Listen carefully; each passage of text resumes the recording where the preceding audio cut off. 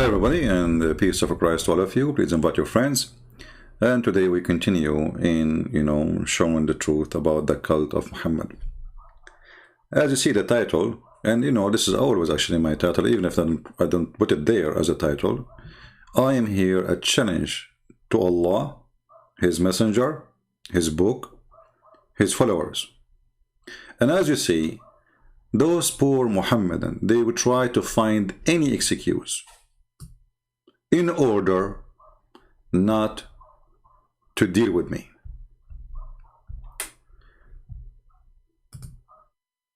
We will debate you only if you come to me. Come here, I will go to you, They will not debate me unless they put conditions, because simply they knew that those conditions is made for a purpose in order to stay away from Christian friends. It is just an excuse to say to the Muslims, we can debate him, we can. But, this guy is a coward. He's hiding behind his computer. But all of you heard about me from being behind the computer, not in front of it. And it's you who challenged me to debate you. So when we say, okay, let us call you. What about you call me? So you don't want to call me. You don't want me to call you. It's a clear sign of cowardness. And this is another coward here. Many times we ask him, actually we schedule a debate, and then he ran away, he escaped. All of them, this guy, his excuse, he sent an excuse to the ABN TV saying, I'm busy with my PhD. And since then he is busy. He's busy. And actually I was watching this video here, he was telling a joke about paradise, so I wanted you to laugh with me. So, what was the joke? You know me, I like jokes, Honestly, this is really good. Let us see if Allah can make us laugh. So, this is Dr. Shabir Ali. He want to tell you a joke about paradise. Okay, go, Shabir, what? Tell us. In paradise, they come to a wall and they ask, what is behind this wall? And they're told, behind this wall are the people whom you do not like. Some people have such a narrow view of paradise that it's as if paradise is reserved only for them. And that's a good joke, brother. And the funny, it says an imam jokes about people of paradise. This is a joke? Should I supposedly laugh? What is the joke? I mean, but just to show you how idiot you are. Don't you know that your prophet, he said that the heaven have 100 level, and those who they are in the lowest level, they cannot see the one in the higher level. So yes, there is a wall. And they cannot see each other. Which is again a proof that you are a fool. Thank you, Chinese, when you said he left as a fool, he never come back in. Sorry, he left as a donkey, never come back as a horse. This is so, this joke is so good, man. I can't stop laughing. By the way, I just opened YouTube. I said, let me see something about Muhammad. I typed the word Muhammad, and I got this idiot in front of me. And now he's telling a joke about paradise. And there's a wall, and they told him, what is behind the wall? They said, people who you don't like. But in Islam, there is such a thing. There's 100 level of paradise, and based in your reward, your location will be, which means, the one who like Osama bin Laden, he will be a bird, a green bird. It's always my dream to be a green bird. The funny is that Osama bin Laden will be a parrot, and he is going to have all the versions.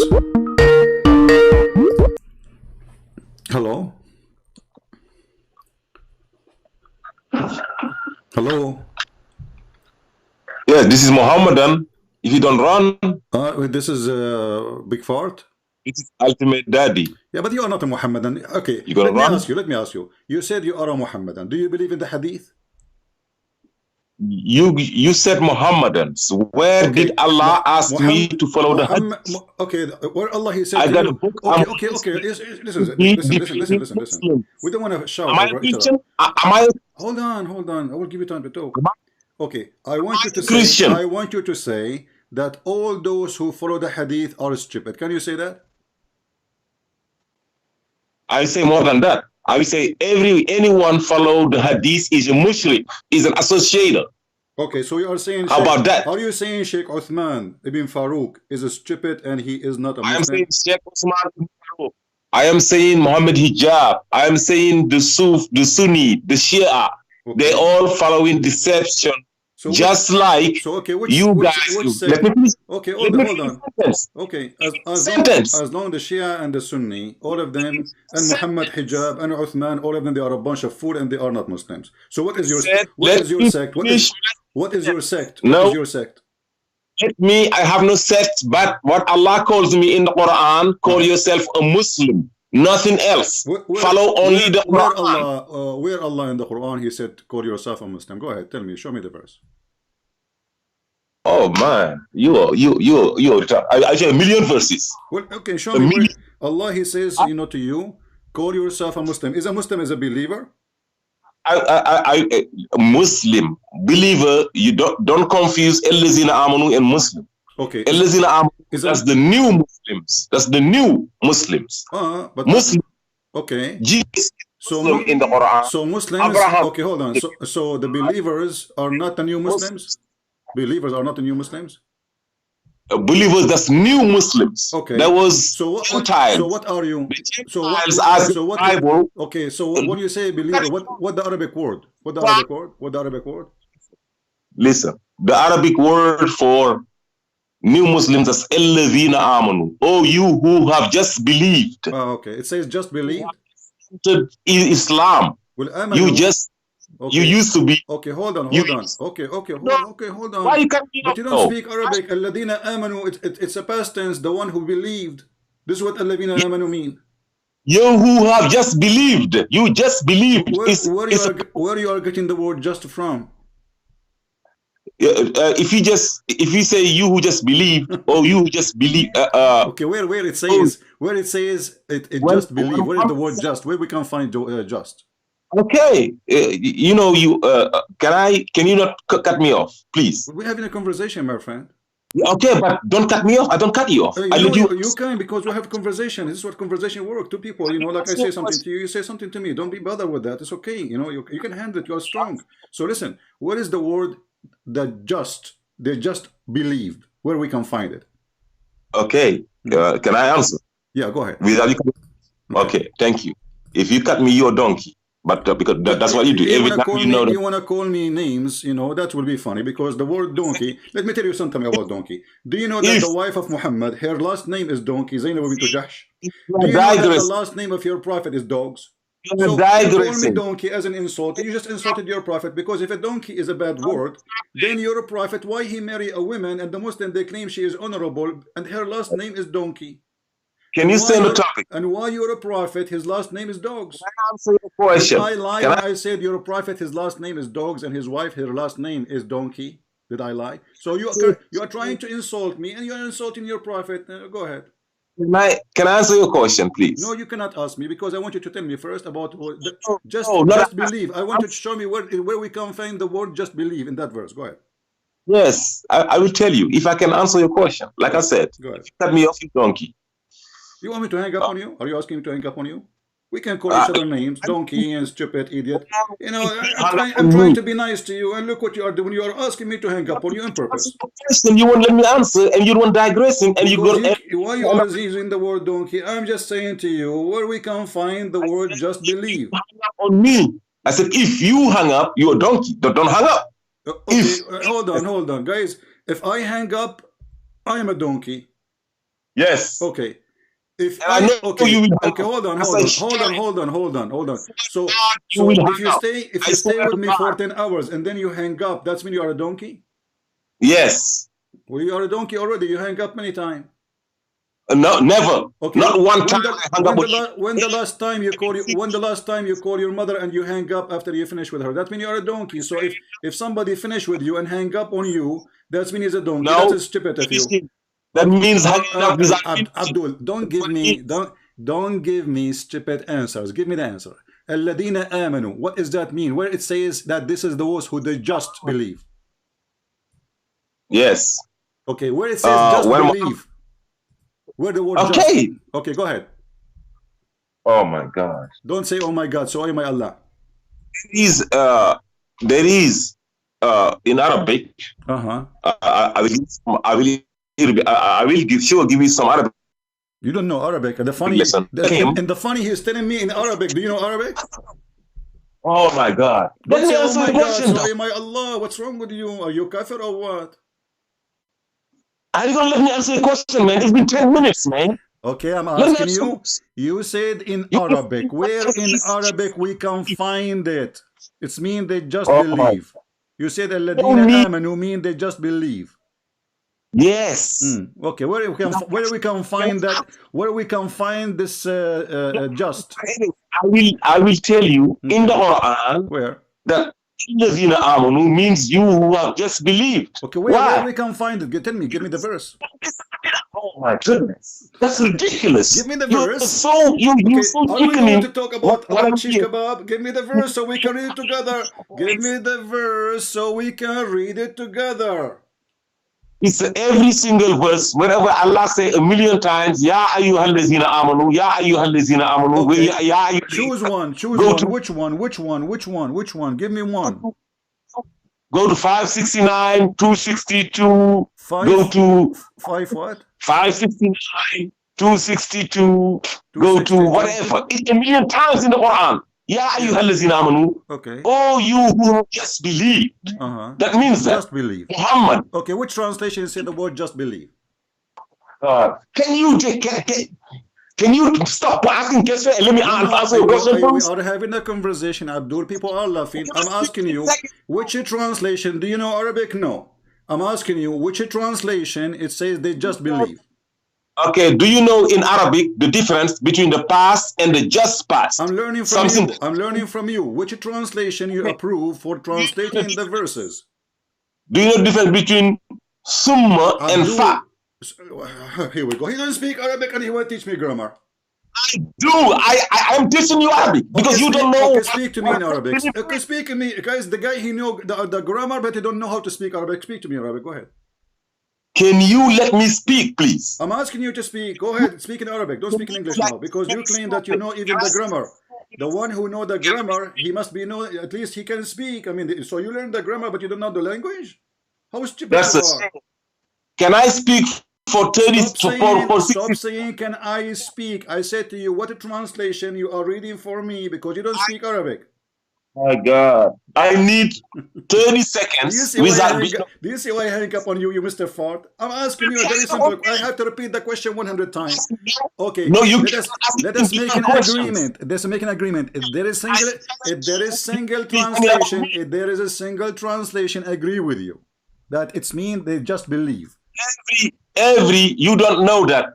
All you who believed, or all you who just believe is the exact same.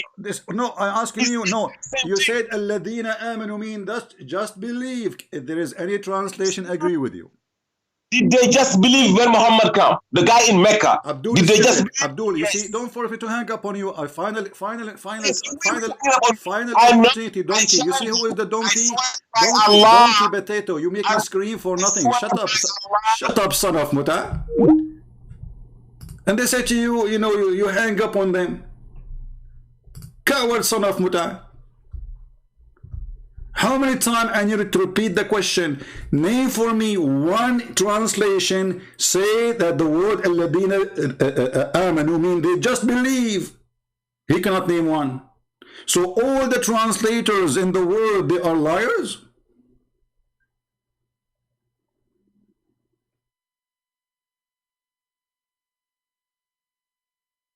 What's wrong with those people? All the translation in front of us, choose one. Say there is a translation, he agree that alladina amanu mean those who just believe. If you cannot find one, that means all of you Muslims are a bunch of liars. Because if you are saying the truth, then the truth should be there. And if none of the translation or translators, they say what you are saying,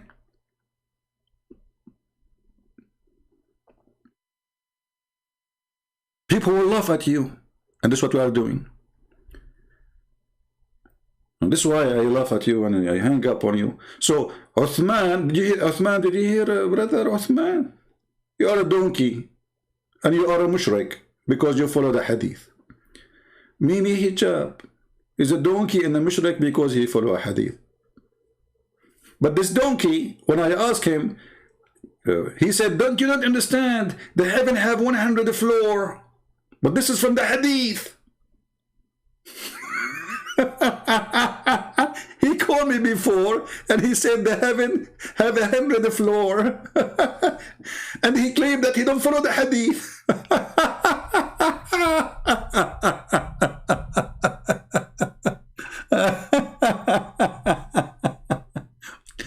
Oh boy. This is وَالَّذِينَ آمَنُوا. And you are a certified donkey. And then when I lose my voice, keep repeating my question 1,000 times with a donkey like you. You are just a low IQ stupid. He don't speak in one Arabic word, and he want to teach me grammar in the Arabic.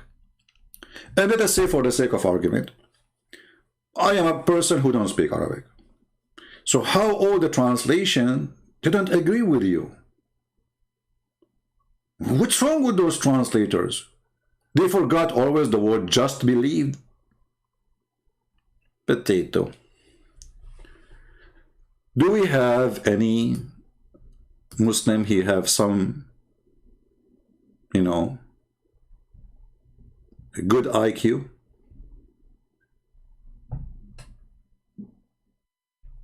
Anyone? This is the best you have? That's a shame.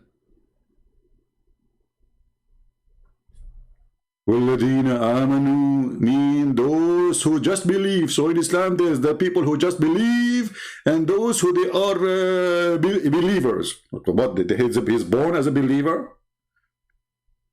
Is it your prophet? Oh, he don't believe in the hadith. He's a prophet, Mr. Dudu. He said everyone is born as a Muslim.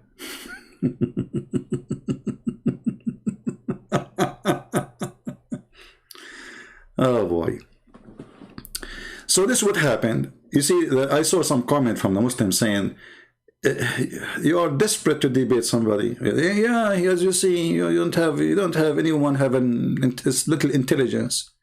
And those who claim they have intelligence, they are smart actually by avoiding debating me. This is how smart they are. Because they knew the second they goal me, in a second we will get them busted and people will laugh at them like this donkey.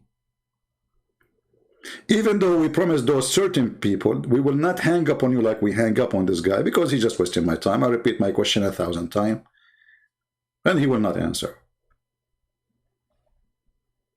There's a difference between just believe and believers. What the heck? Where? Okay, and I said to him, where is the word I can just believe in the Quran? He said, وَالَّذِينَ آمَنُوا. Well, this is what الَّذِينَ آمَنُوا in front of us.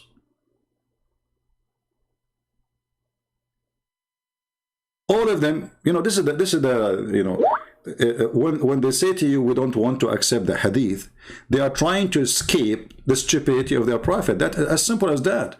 Their prophet is so simple, stupid simple to understand. And because he says stupid things, so we try to avoid what the prophet said by saying we don't accept the hadith because it's an embarrassment.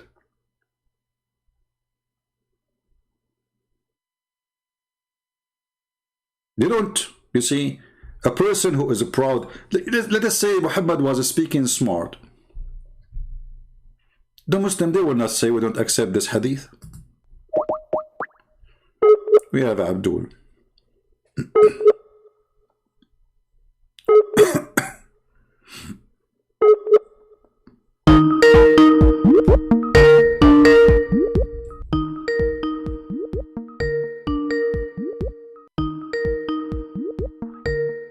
We are calling Abdul.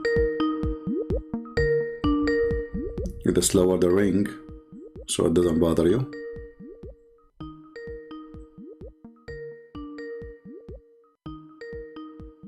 He's not answering. It says he call declined. Why you are texting me?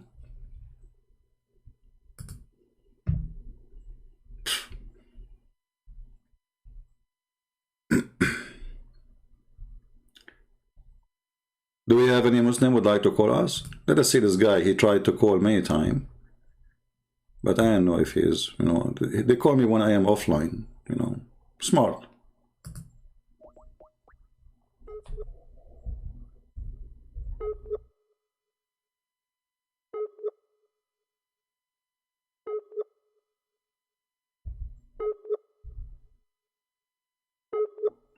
And by the way, the guy who is named Bilal, he texted me and he said, you are telling people that I am Ibn Farouk. I said, what I can do? You have the same voice and the same stupid answers.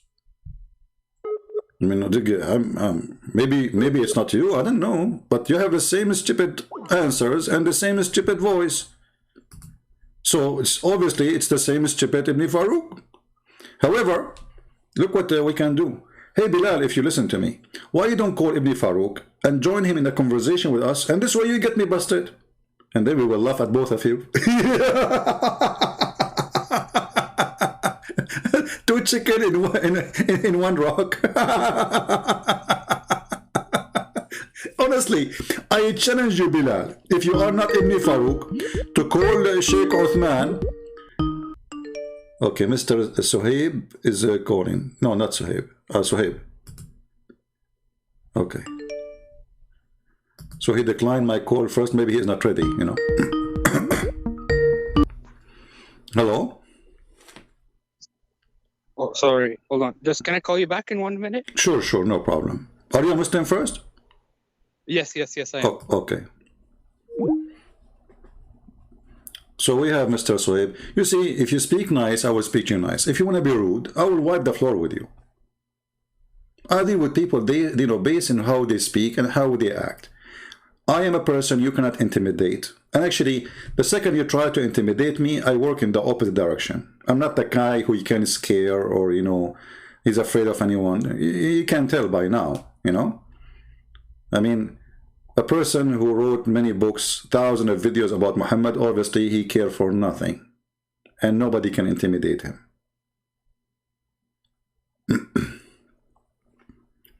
So we have Mr. Suhaib, he will call us. And let us see what Mr. Suhaib he want to say, you know. No, honestly, if Bilal is listening, if he is not Ibn Farouk, he can call his friend Ibn Farouk, and they join a conversation, both of them with us. We will have fun. Hello? Yes, Mr. Hello? Suhaib, how are you, my friend? Hello? Yes, I hear you. Go ahead. You are welcome. Hi there. Yes, my friend. So you are a Muslim, Mr. Suhaib, right? Yes. What I am. What do you like to say to us, Mr. You choose a topic for me. What do you want to talk about? What is the topic? I'd like to know from the topic your is end. Islam, Muhammad. Is he a prophet? Is the Quran from Allah? Anything you want. I don't know. You tell me. I think last time you were talking about the moon splitting or something verse. You want to talk about that? Yeah, if you don't mind. Sure, go ahead. So yes. Was the moon split really? Yeah. I don't hear you for some reason. What? Yes, of course it was, definitely. Inshallah it was. Okay. So definitely was what? I have a bad connection. Too bad. So hey, you can switch to the other neighbor's internet. Are you there, Suhaib? Okay. Right now. Yes, can you hear me? Sorry. Yeah, I hear you. Okay. Can I sorry, can I call you tomorrow because it's raining where I'm at? It's okay? Well, you know, try. Let us talk now. You know, I mean, we open a topic. Let's finish it. Let's see. Maybe you know, maybe it will work good. What do you think? Okay. Because you see, the verse you said to me that the moon is split. You said it's from Umar al-Qais. Is that correct? Yes. Is that place right? Absolutely. Okay. How do you know that this is copied from Umar al-Qais? I just want to know. I'm curious about that. How poetries they transform from generation to generation. People, they tell each other, and there's books, and there's books are not allowed to publish.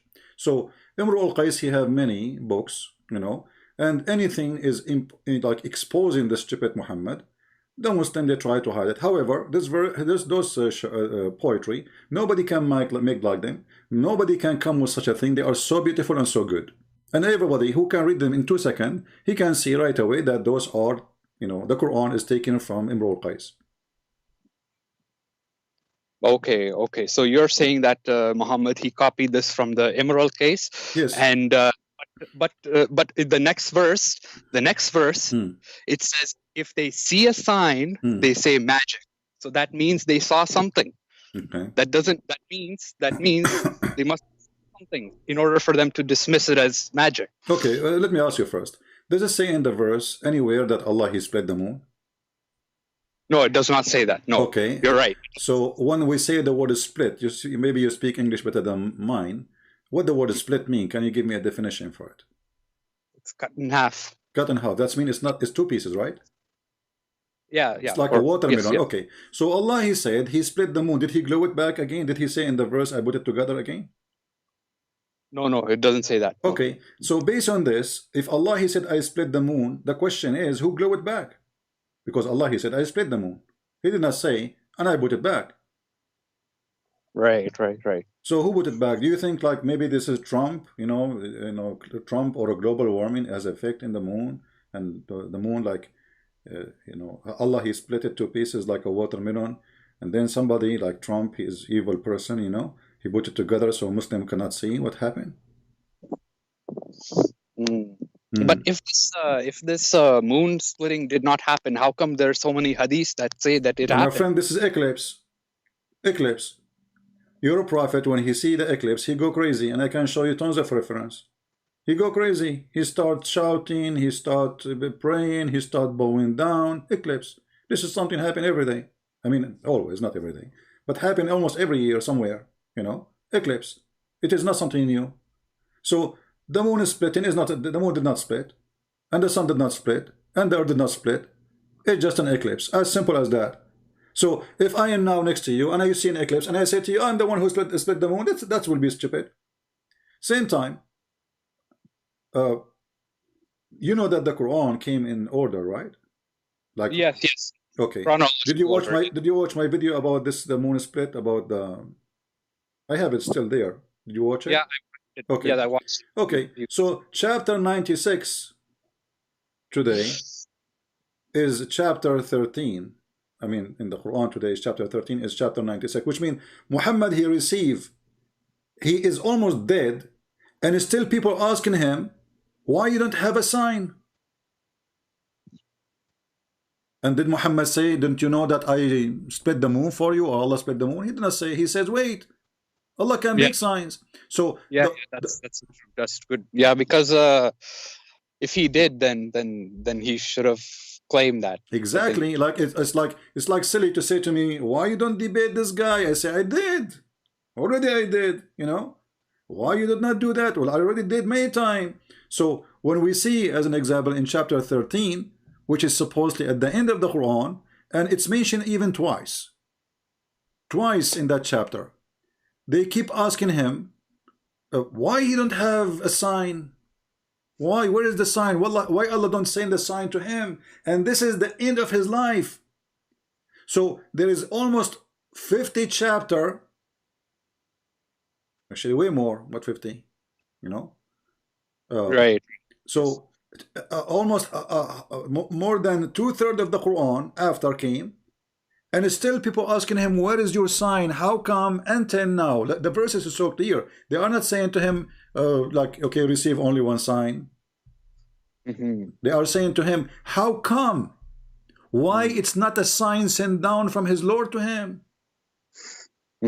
So, yeah, can I ask you a question if you don't mind? Go ahead. Is this are you live on YouTube right now or what? Yes, I'm dead in YouTube. Oh, okay. Oh, so it's not being recorded or anything, right? This thing. No, it's recorded. We are on YouTube. Oh, okay. Yeah, so that's pretty much what I wanted to talk about. Yeah, because I watched your video. So this is something, you know, like people, they say this happened or something, the moon split, and I watched your videos sometimes. So I thought maybe if you can. So Suhaib, you sound like a nice person. I want to ask you, you just laugh. It sounds like you are laughing at the stupidity of the Quran.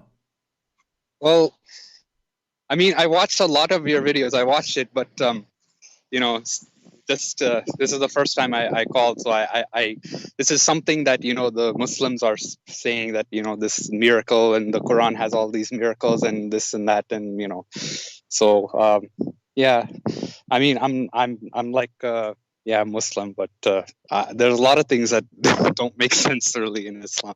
No way, Sohaib, I will be upset from you. I mean, everything in Islam makes sense. Don't you like to have an endless penis, my friend? I mean, come on. Come on. Okay, what about, look, see, this is not right to say such a thing about Allah. Allah is the only God. Even the Hindu don't, the Hindus, they have Kama Sutra, they have like a lot of sexual things, right? But they don't go far to speak about the boob size. I mean, the only one who beat everybody in that is Allah. If you remember, Ahmad Didat, he was debating a Christian priest. He said to him, "What kind of book? This book? Huh? What kind of book?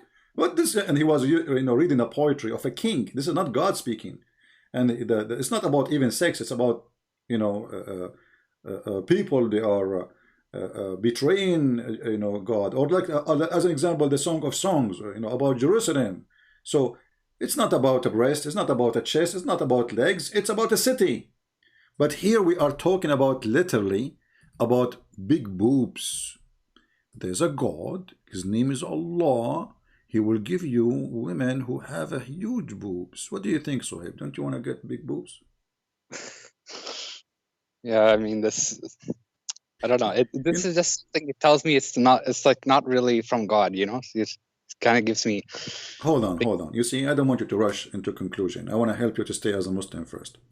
Imagine me and you playing football, and we are out of balls. If we have women like those, we can use one of their boobs. We can bury them, borrow them. And like we say, "Yes, lady, can you borrow one of your boobs so we can play for football?" They are big, man.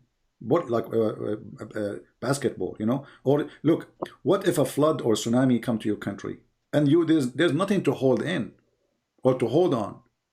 If you have women like those with big boobs, they are big balloon. They will float. You will not be drowned. So those are very useful. Maybe Allah is making us having women with big balloon.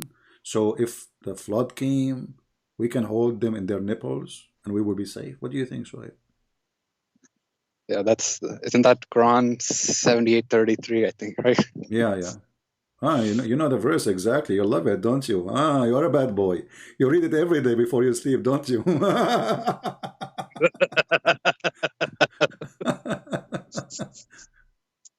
So Suhaib, listen, as long as you call me, why you don't say I am not going to believe in this garbage? Yeah, I mean, like, it just, I don't know, man. I have a Muslim family, so some of the stuff I don't really believe in any of this stuff. It doesn't make much sense. But I just watched your video a few days ago, so I wanted to ask about that. So yeah. So now what you will do? You will hang up and you go read this verse again? Like, come on, don't do that. Right. Yeah. I mean, listen. If I have a family, all of us we have family. And let me tell you something. If like I'm a Christian, right? And supposedly my families are Christian, but who said so? Most of people, they are busy with their life, money, Christian by name maybe, but that will not make me like them. You know what I mean? Everybody in life, he have to choose his direction. So if my family, let's say God forbid, my father is an atheist, he's not. And so what? I mean, this is his business. So I will follow him. Let us say my father, he was a Christian by name. So what? This is his business. I'm not going to be the same he is, unless I want it to be. So you are the same. You are smarter than calling yourself a believer in such a stupid religion. Just because a family you belong to, they are Muslims. Yeah, I'm not Muslim. You could probably say I'm a munafiq, right? Munafiq. So do you denounce Muhammad as a prophet now? Honestly, I would think about it right now. Come on, I will help you to think about it. Listen, if you denounce Muhammad, I have a better God than Muhammad. He gave bigger boobs, way bigger. Actually, there's a God, his name is Ibn Battuta. He's an Arabian Islamic historian. He went to a country, all the women there, they have a 3 breast. True story, brother. I mean, and the Muslims, they say this is the most famous historian in Arabia, and they are so proud about him. He found an island, a country, all the women there, they have 3 boobs, and I'm looking for it. I went all over the world. I went to Europe, I went to Asia, I mean, everywhere, trying to find where we can find this island. Even I went to Thailand. I said, where we can find the island where women have 3 boobs. They said the only place we know, I mean, there's about many boobs, like we have dogs have 7 boobs. Is that the one you want? They said, no, women. They could not find them for me. So we don't want to follow fictions and stupidity of somebody. He is famous and everybody praise him because of fear. We want to be decent with ourselves, smart and not stupid. Otherwise, you know, it's an insult to me to say I believe in something when in fact I don't. You know, it's like you are labeling yourself to be a liar. You don't mind if I have a question? Okay, you don't believe in Islam. Okay, where do you think the Quran came from? In your humble opinion, where did it come from? Well, you know, the Quran have many sources. As an example, if you go in the Hadith, you will see that there was a person. His name is Waraq ibn Nawfal, and I believe he is the real father of Muhammad. Because if you read my books, you will see that Waraq ibn Nawfal, he sent his sister to ask the father of Muhammad to sleep with her, and she will pay him 100 camel, which is, I mean, the story is really weird. I mean, why a woman, she will give 100 camel at that time for a guy to sleep with her? But the story is saying that he was going to sleep with the mother of Muhammad, and she wanted to disturb him, supposedly. She don't want him to go, obviously. And when he went and he stepped, he said to her, okay, I will go back to you. Looked like he was a gigolo. So I will be back to you. And when he went back to her, he said, I have no need for you. Because now she learned that he slept with that woman. Waraq ibn Nawfal is a person, even when Muhammad, he was lost, when he was a child, they found him with Waraq ibn Nawfal. Anything happened in his life, Waraq ibn Nawfal. Muhammad, he tried to commit suicide when Waraq ibn Nawfal even died. This is how far Muhammad have, you know, Waraq ibn Nawfal have an impact in his life. And this is Sahih al-Bukhari, as you see, hadith number 6982. It says here that Waraq ibn Nawfal is a person who became a Nasara, which Muslims, they say it's a Christian, but in fact it's not, you know, but we will go with this for now. So he became a Nasara, and he was translating the gospel into Arabic. That is the Quran. Right. So here, Muhammad, see, notice with me here, Safwan. Sorry, Sohaib. Muhammad, he never said anything wrong about Waraqa. He believed he's a decent man. And this is why actually his wife, she took him to him. And he is a priest. And this is telling us that the wife of Muhammad must be Christian. Otherwise, why she take him to a priest? You know, well, like if you say to me, you have a problem, I will take you to a person. He have religious authority on me, correct? Right. So she took him to a priest. She did not take him to a rabbi. She did not take him for an Arab, like different religion. She took him to a priest. And then we find that this person, he was writing a gospel in Arabic. So in the time of Muhammad, there was a gospel in what? In Arabic, correct? Right. Where it is? What happened to it? That is the Quran. But what happened then, when Waraqah, he died, Muhammad, he did not know what to do. He tried to commit suicide, as the story here says. He tried to jump many times, and it says clearly that when Waraqah ibn Nawfal, he died, the inspiration of Allah paused. There's no more inspiration. The Quran, it says here, read with me carefully. I don't know if you can see my screen. But after a few days, Waraqah died, and the divine inspiration was also paused. Okay, what the death of Waraqah have to do with no more Quran? Right. So that's like kind of suspicious, isn't it? Right? It's not as clear. I mean, like, okay, it's like you ask me, where do you get your supply from? I say, oh, you know, God, he give it to me. And then the guy, you know, and find that the guy, the supply stop when the guy who owns a store somewhere, he is dead and the store is closed. So when Muhammad, he tried to commit suicide, this is how bad it was on him, because what we will do now, This is why we will see that when Muhammad he was making Quran, his Quran which is made by him doesn't match the Quran made by Waraqa. So in the Quran you will see some places where the language is so good, and we will see in the Quran, the same book, some places where the Quran is so stupid and the language, the Arabic, is so silly.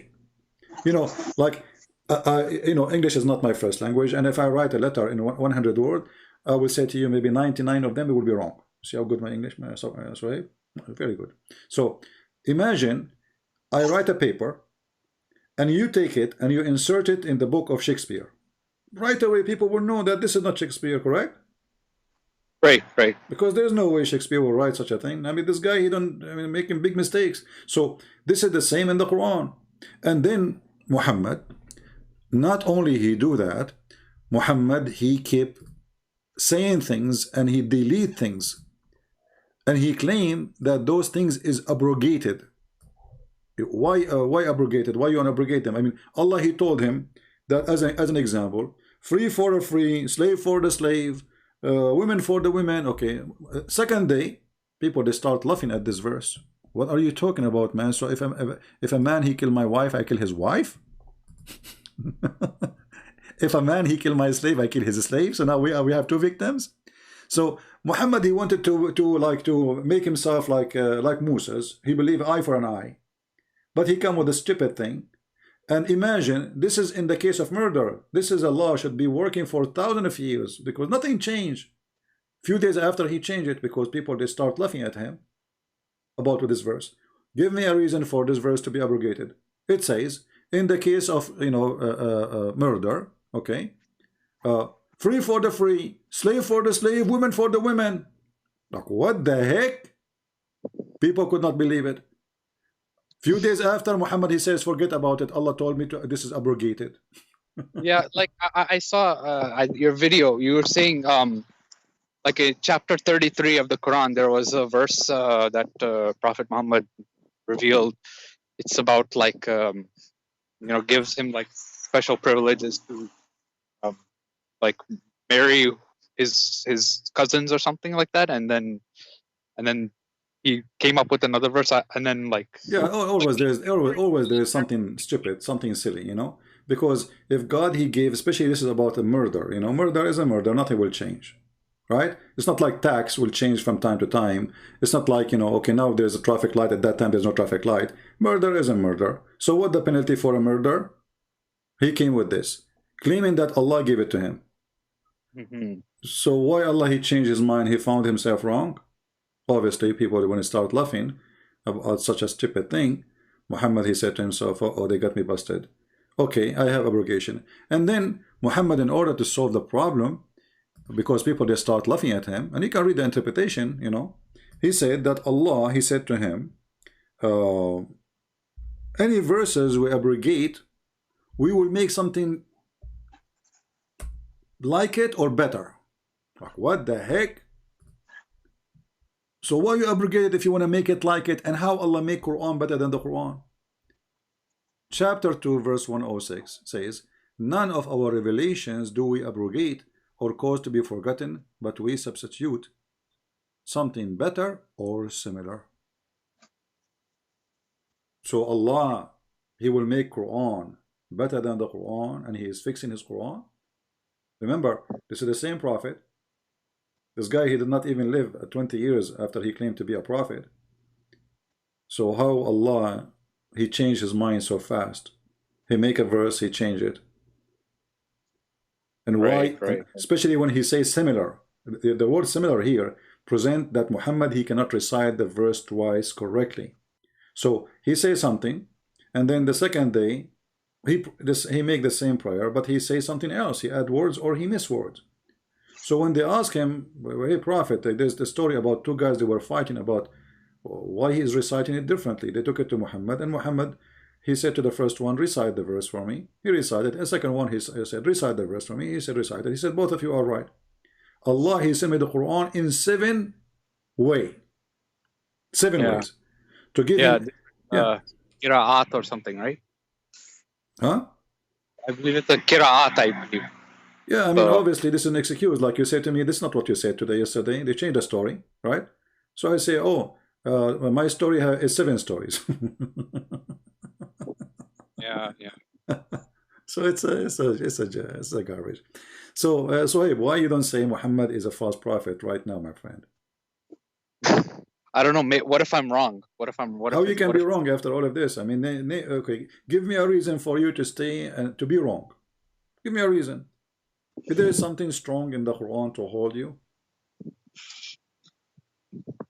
I don't know, man. I just like I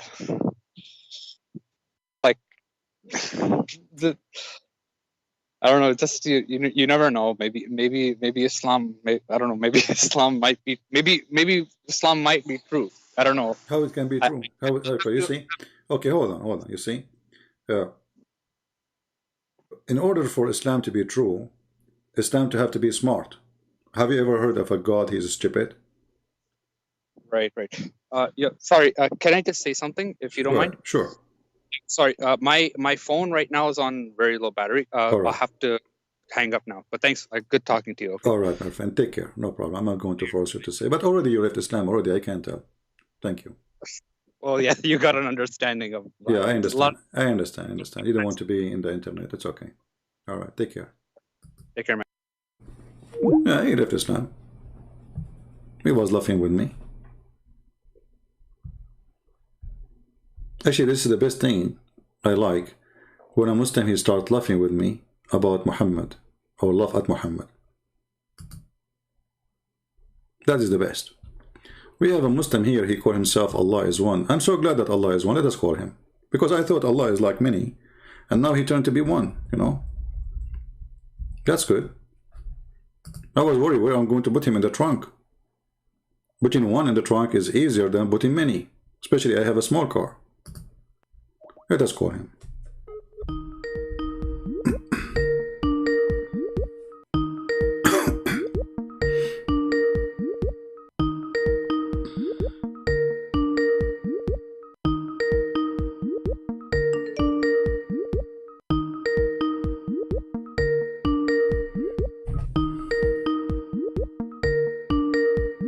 Okay, look like Allah is one, is busy.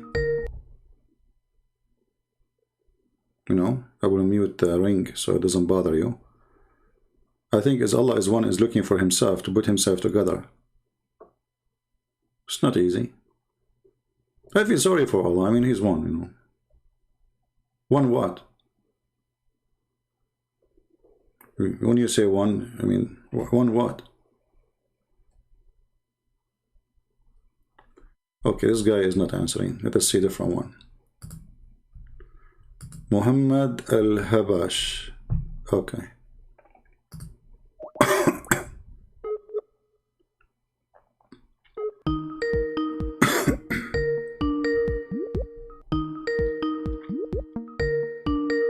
You are calling Mr. Muhammad.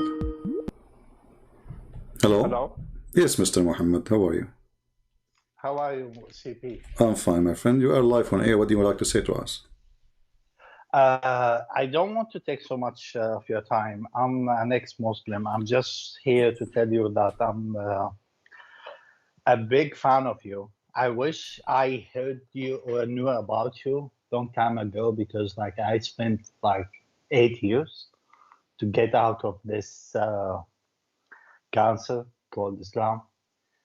I wish I knew the stuff I know now after listening to you, because like back then I was spending my time trying to understand like the philosophical arguments. Little did I know that there's so many stupid things in the religion. So did I help you to leave Islam, or you decide to leave? I mean, you left Islam before you know my videos or watching my videos. Yeah, that's my biggest regret. I left Islam before I know you. Oh, okay. Had I know you, I think my life would have been much easier.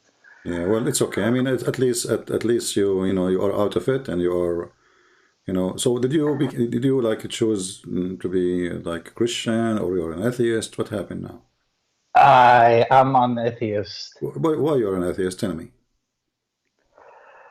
Well, I think CP, like, no disrespect, I really have a lot of respect for you and like for what you do. But like, I think, uh, like once you start asking these big questions and you try to understand the word, I think you come to the conclusion that there's no way to prove that there's supernatural. Mm.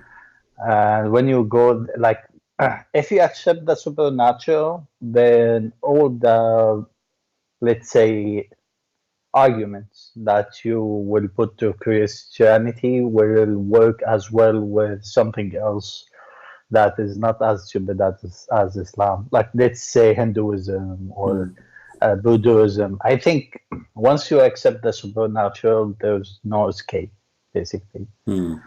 So you don't approve such a thing is called superpower. Supernatural, yeah, I don't see it. Yeah. And like, to be honest, like, I'm sure you are familiar with the God of the Gaps argument. What is that? Say again. God of the Gaps. No, I don't know this argument. Tell me about it if you don't mind. So like, God of the Gaps, it means whenever there's a gap in the human knowledge, we say it's God. So, for example, yeah, I get you. I do not need to explain to me. But look what happened now. Yeah, you just denied that you are an atheist because now you have a God. Because all of atheism is full of gaps. You do not know. You know, all what you have. Like Big Bang is a theory. Everything is a theory. So if the God is the God appear only when we have gaps, well, the most people who have gaps is the atheist. Because those who believe, they get answer from a book. You have nothing. You have theories, and it's full of gaps.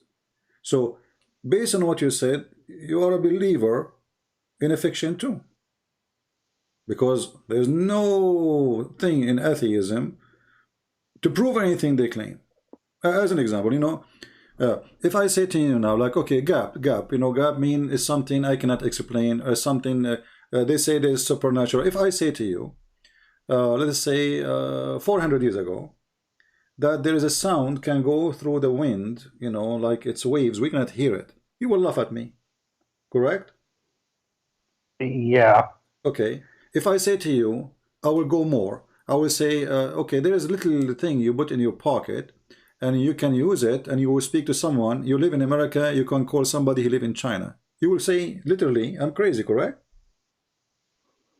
Correct. Okay. I think also if you told me there are germs 300 years ago, okay, I would laugh at you too. Yeah, but let us focus on this.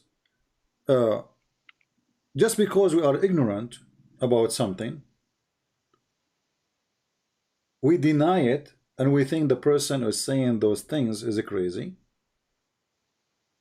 And that means the one who is smart is the crazy one, and the one who is stupid is a smart one, because what he is saying is impossible for the normal average person, and there's no way this can be true. So just because we are ignorant about what is real and what is not real, we assume that the one who is telling us something, it is stupid, he is crazy, he is mentally ill, he is suffering from a problem, just because we do not know. And later, after maybe a century or 2 or 3, we find that this guy was saying the truth. So this is what atheists do too. They assume a theory. If the theory is a success, they claim to be smart. If the theory is a failure, it's a failure for the one who made it. You know what I mean? Not the one who followed it. But the fact, no, the one who followed it too, he wasn't smart too. Because why you follow somebody who have no proof of anything he claimed? When an atheist, he said to a Christian, can you prove to me that there's God? And I said to him, okay, are you saying there's no God? He said, there's no God. I say, can you prove it? He said, I can prove it. How you can prove that how you can prove that God does not exist if he doesn't exist? That's silly even. You know what I'm saying? It's like I give you a box, and then I say to you, okay, prove to me that this empty box is empty. It's already empty.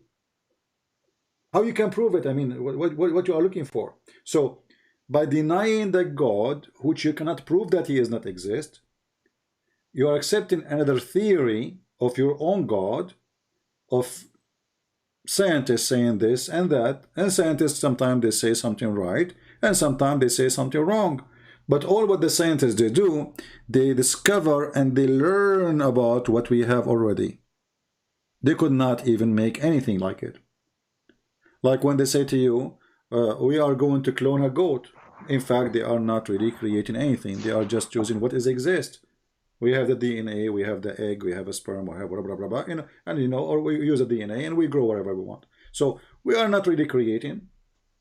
Everything we have, we are using what we have. We are not the creator of anything. We don't create electricity, we generate it, which means we are able to collect it. But in fact, electricity exists in the wall, exists in the wood, exists in your body, exists in your eyes, exists in your hair. It's all over. But we discover it, and now we use it. And now we were able to make this electricity provide us with light. But the light is always there, because thunder is nothing but electricity. So what was in front of us for thousands of years, it turned to be nothing but electricity, and we can have thunder the same as that one, but it's a little smaller. I mean, it's small, it's not powerful as that one. So you are smart or not, that is based on what you believe. So when an atheist, he said to me, I don't want to believe and I am smarter than that, I say, I'm not insulting you, but I'm telling you my opinion. I find that the most silly thing is to be an atheist. Because an atheist, he explained to himself everything by nothing. How this earth is came to exist, how the universe, Big Bang. How you know that? How this well, here's existence? Here's CP, like you came across many points. Here's what, like, if I want to like answer to the main points, I would say the following. So, like, as you said, scientists, they don't come up with anything. They just discover the rules, so to speak, right? Now, when it comes to the gods or anything else, I think it all boils down to providing an evidence for something, because otherwise I can make any claim I want, right? Like, I can say, like, every day you tackle the claims in Islam, and they are funny and they make no sense, right? So, like, if there's no evidence for anything, no, I can't make any claim. For me, there is. You see, I am a person who witnessed miracles happening to people in the name of Jesus, and nobody can explain them. Nobody. Don't you think, CB, and like some of my Hindu friends here in Canada, yeah, they were trying to tell me the same thing. They wanted me to convert to Hinduism, and they were telling me they had miracles happen to them because they are religious people. Okay, you see. So if this is true, if this is true, yeah, I advise you. Myself, I will convert if this is true, because you know, when somebody claims something, it's very easy to expose him to be a liar or to be truthful. So I can say there's a miracle, and then you say to me, well, can I witness one? If I cannot make you witness one, especially I am a person who is the miracle, let's say, happening to me, and then I say, oh, this miracle happened only when you are not here, you know, obviously there's a lie there, you know. So the Hindus, actually, they don't even believe in God, they believe in gods, and it's not a religion, it's just a philosophy. So when they claim about miracle, this is funny, because since when, you know, Hindus they focus in, you know, being vegetarian and philosophy of the soul and the spirit and the mind and the control. You know, it's a philosophy, it's not really a religion. When we speak I'm not interrupting you, but like to give you an example. Okay, go ahead. Sorry for interrupting. Go ahead. No, sorry. So he was telling me that like his application to come to Canada was like no way that he would get accepted because he has low points, and like he goes to one of like the priests or like whatever you call them there, like the religious Hindu preachers, and they tell him to pray or whatever it is, and he does, and then the next week he gets a call from the embassy, and Yeah, they but tell you know, him those are those are silly things because it might. Okay, let's see. It's possible. It's possible. I agree with you, CP. Yeah. I personally have like no objection to what you say, because like for me, I know it's like has nothing to do with it, right? But like, if I may ask you, like, what kind of miracles like you're talking about when you say you Well, no, witness miracles? I know a person. Her family, they took her to every single hospital. They spent almost all their fortune on her. You know, their daughter. Mm-hmm. They took her everywhere, and they told her, that, you know, we're wasting your money. Just take her, go, you know, take her back to the Middle East. You know, they took her to Europe, they took her to Russia, they took her to America. The girl, she is dying, and doctors are sucking their blood with the money. They told them, just let her die home. I mean, that's it. There's nothing we can do. So what happened? Her family, they decide, if our daughter, she will die, you know, she is very religious person, very good girl. They said if she die, we want her to die in the church. So they asked the priest if they can allow her to have like a, you know, a bed in the floor in the church and sleep, because it might be her last night or maybe 2 days from now. We don't know, but she's dying. So they, you know, they put her there, and at, you know, like her mother, she woke up, I don't know what time, and the daughter is not in the bed, but the daughter cannot move. She can't even go to the bathroom. She cannot even talk, you know. She looked at her daughter, and she found her in the front, look, in the place where they pray. She's bowing down and she's praying.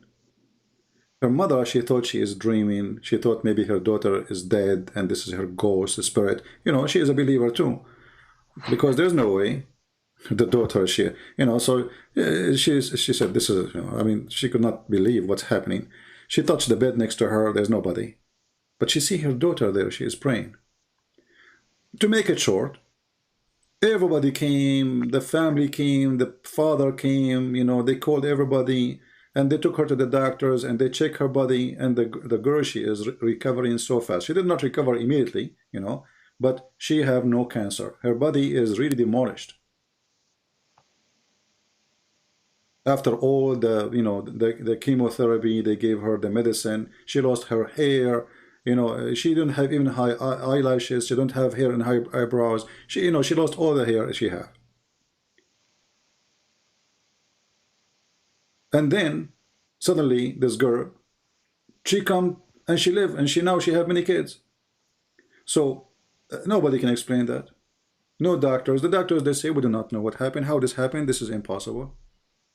So even doctors today, when things happen like this, they say this is a miracle. And I'm sure you heard many doctors, they say, it was a miracle that this person, he survived. So yes, I believe in miracles. Now, many people, they can claim to be, you know, to have God who make miracles. But I assure you, even the Muslims, when they get sick in the Middle East, most of the donation in the churches in the Middle East is coming from Muslims. I know a church in the Middle East, all the candles of the church, I'm talking about the time I was there, for the last maybe 15, 17 years, the one who supplied the candles as a donation is a Muslim, because a miracle happened to him. So, you know, the Bible says, if you believe, believing is a power. Believing is a power. And sometimes, even if you believe in something wrong, something false, still believe is a power. You know, this is why you see somebody have a belief, like even doctors, they say, if somebody have faith, he can fight diseases and illness way better than someone he is an atheist, because he have no faith. Spiritual power is very important for a human being to heal himself. A person who want to die, you cannot make him live. There's people, you know, they get sick, but he don't like to live. He will die. So, CP, with all respect, do you think that, like, if you ask in the Middle East, some people they wouldn't tell you something similar happened to them in a mosque about that girl? Well, you know, for me, I did not really hear too many stories like this. I'm mentioning to you a story which I never Yeah. saw something like it. You know, otherwise I know people who they are believers too, and they die from cancer. You know, So I mean, people die from cancer left and right. Actually, from every 5 people, cancer is the biggest killer in the world. Which means between us now, maybe God knows, God forbid that you have cancer or me, but you never know. You know, every 5 people, especially in some countries, they have one person he will have cancer. So those things, this is why we call it miracle. Otherwise, if a miracle happen every day, it's normal. It's not a miracle, right? true. Yeah. So I heard, like, I also heard, like, so, like, just a small point about excuse me, when you said about the doctors, if you ask them, they will tell you a miracle and they don't know. It's a true, they don't know what happened, and two, it's something miraculous, like something about something that goes perhaps against their books happened, right? right. But do you think that's supernatural, or maybe it's an exception to the rule? You see, it can be, because they are ignorant. They could not explain it because Yeah. they are ignorant. We don't know everything, Yeah, right? it's possible, but there is things. It's way beyond ignorance, because if a person he cannot see, and then suddenly he see, there's nothing can explain it, because this is, you know, he have a nerve damage, he have the structure of the eye damage, etc. So then he see. True. That's impossible. Somebody, he cannot walk, he's born this way all his life, and then he is able to walk. There's no doctor can explain that. So we have a story in the Bible where Jesus said to the blind man, he put some mud on his eyes, and the person he see. I mean, is the mud is a medicine? No. Did he swallow it? No. So mud on the eyes, the guy he see. Either you take it, you believe it, or you say this is not true.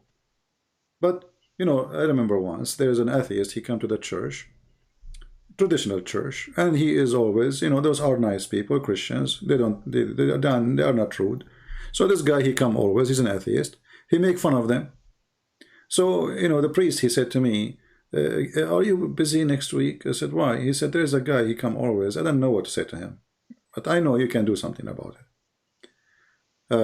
But he said to me, please be nice. I mean, don't, you know, just easy. So I went there, and I was waiting for him to talk. I told him which one, you know, he was there. So I said, waiting for him to talk, and then the guy, he opened his mouth. He said, it's very funny that you Christians, you say things, you know, it's nobody can even believe. I mean, Jesus, he put mud on the eyes of a person, he's blind, and then he saw. So I said to him, what do you do for a living? He said, I am an eye doctor. This is why he's choosing this topic. I said, don't you put sand in front of the eyes of people today to make them see better? He said, what? I said, don't you put sand on the front of the eyes of people to make them see better? Actually, on the eyes, not only in the front, because, you know, there's like the one you stick inside your eye. He said, but this is different. I said, okay, so if I say 1,000 years ago that time will come and there's a person, he will take sand and he will make it somewhat mud or whatever, he put it in your eye and you will see way better. You will laugh at me, correct?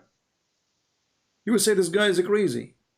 I said, yeah. I said, but this is because they are ignorant and you are practicing this. So because you could not understand how Jesus can do it, you are laughing at it. And this is exactly what will happen 1,000 years ago.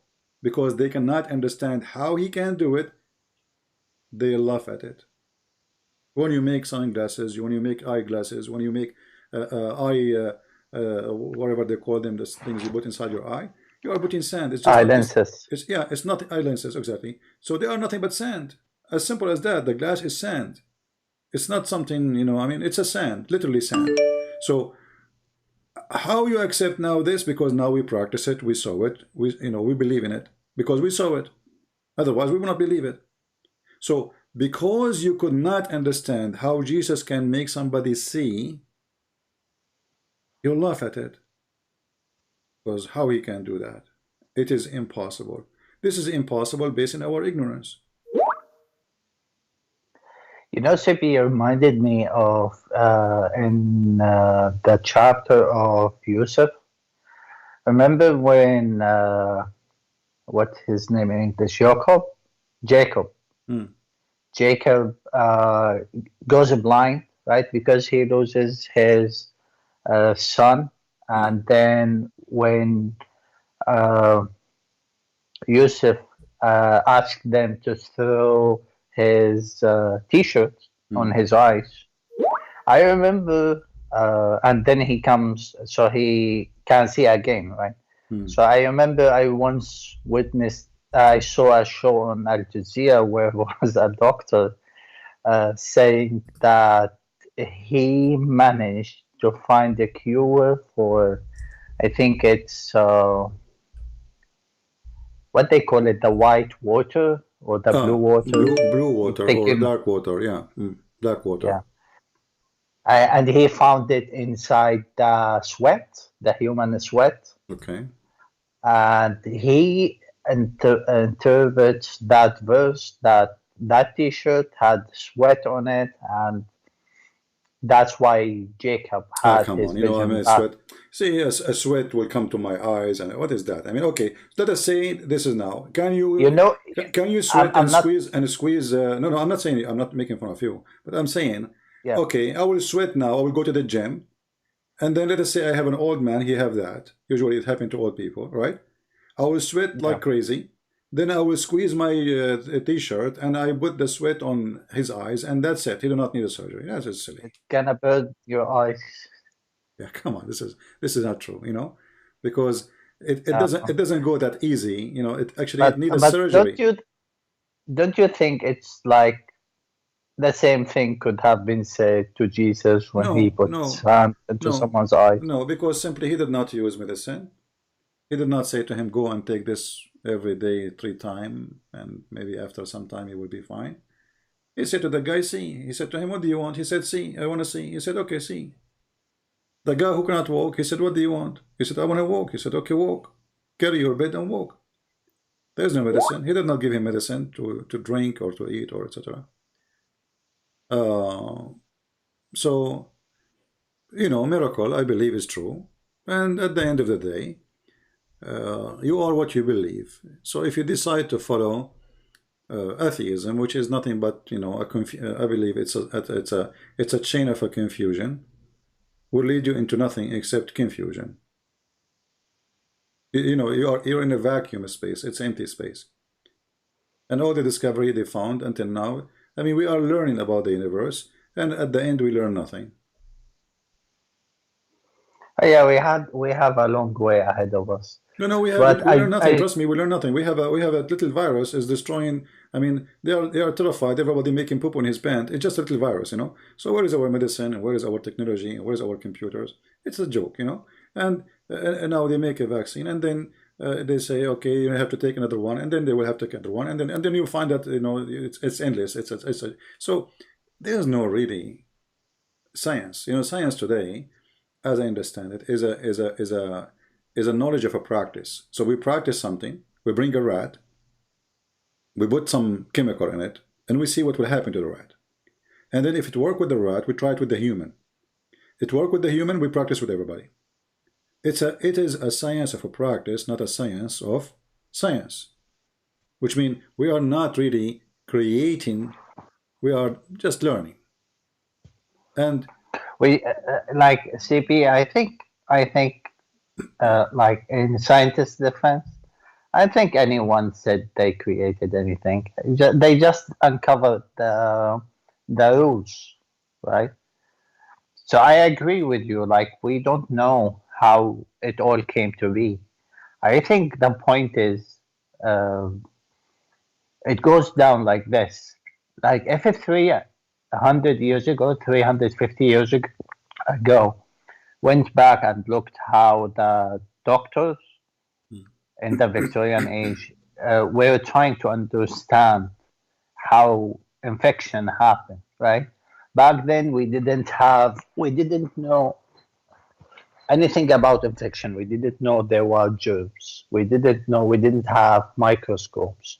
So it was all guesswork, basically. And there were plagues there. And they know, for example, that if you go to this place, like if you go, there was no sewage also, right? So they associated the bad smell with the disease, and they thought that whenever there is bad smell, well, here there are diseases. And if you look in the old drawings, you would find the plague doctors have masks that has long beaks, and in those beaks, at the end of them, they put flour inside them, because for them that's a way to counter the bad smell when they go to that area, so they don't get infected. Point is, CP, and at that time, as you said at the beginning of this call, if someone told them there is a disease, disease happens because there are small living beings, they are too small, we can't see them, and there are germs, no one would have believed it. But that's the truth, and they didn't know back then. And for them, they imagined and they came up with the idea of smell.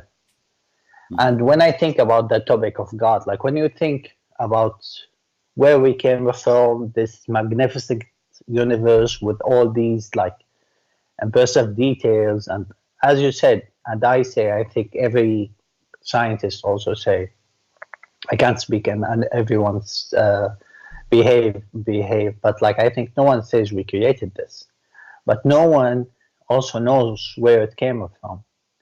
And I think for a lot of people, the idea of God comes down to the same thing.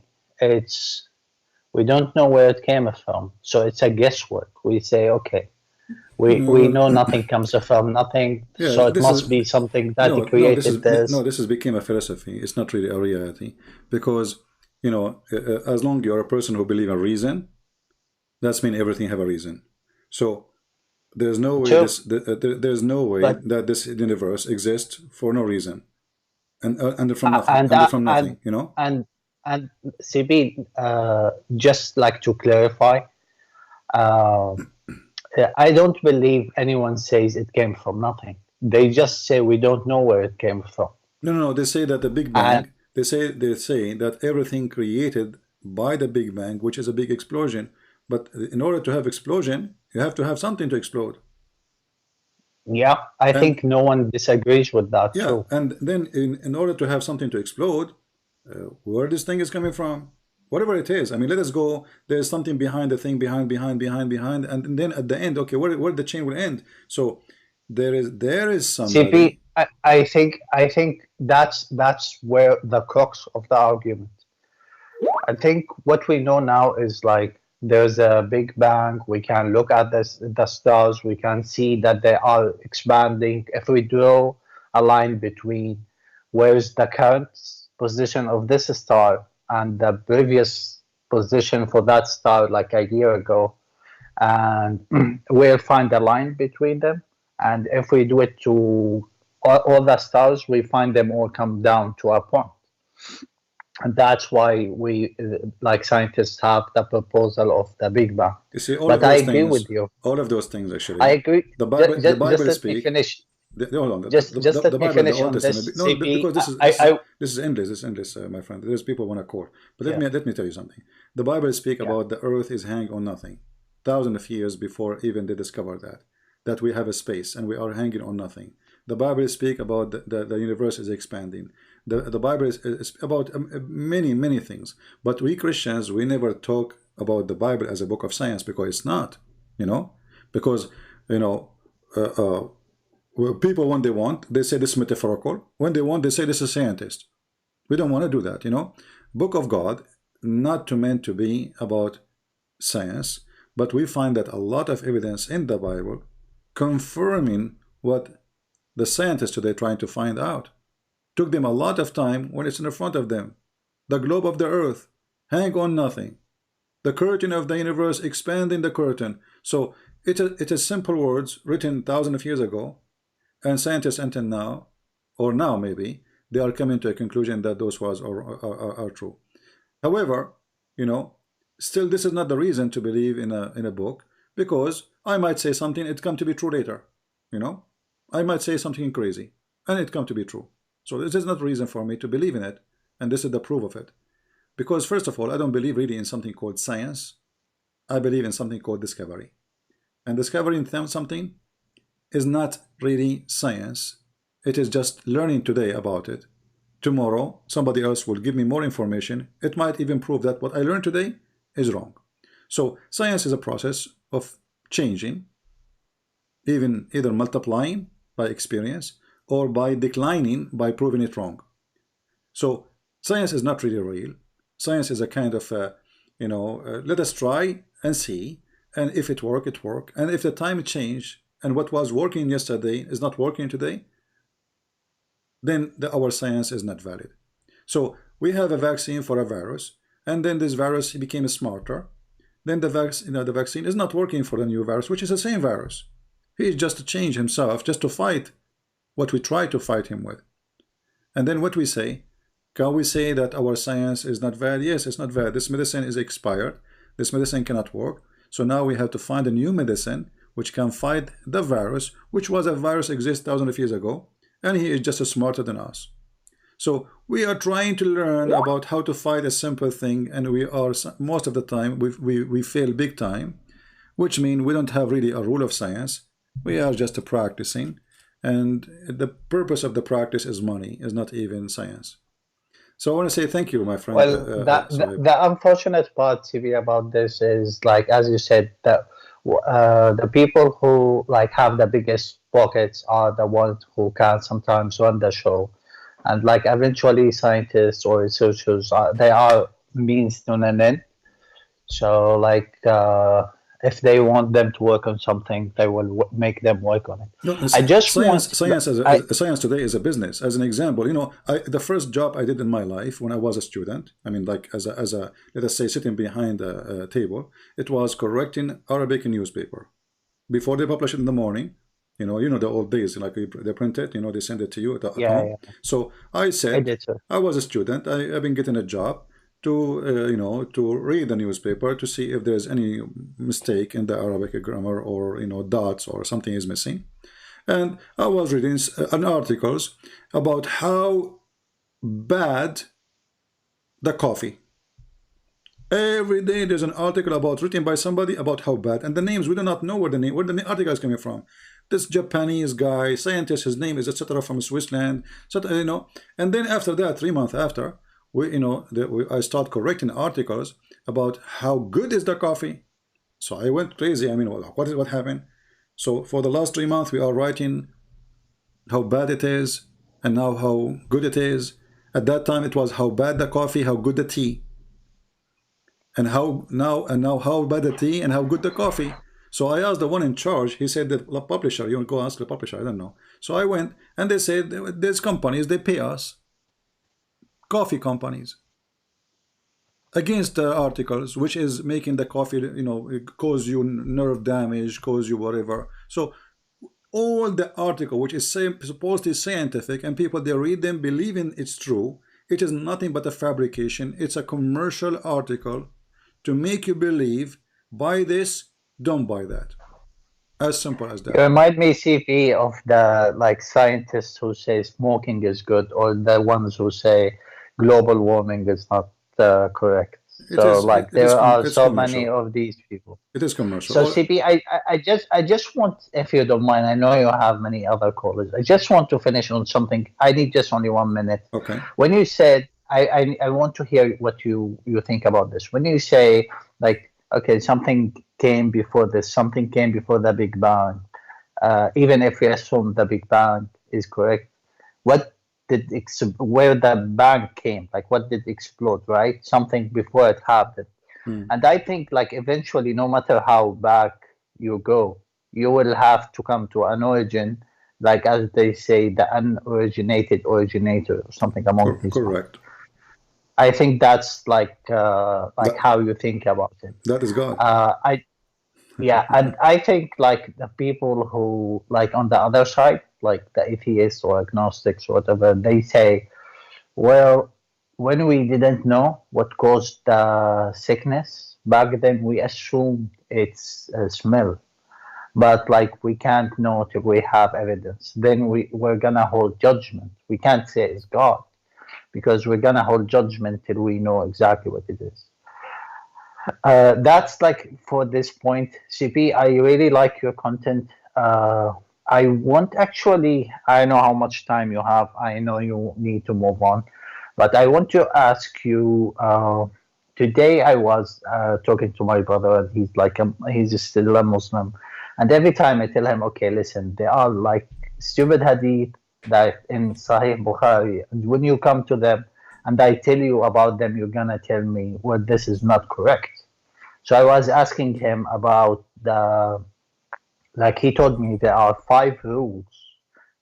There's 5 what? 5 rules. Oh, okay.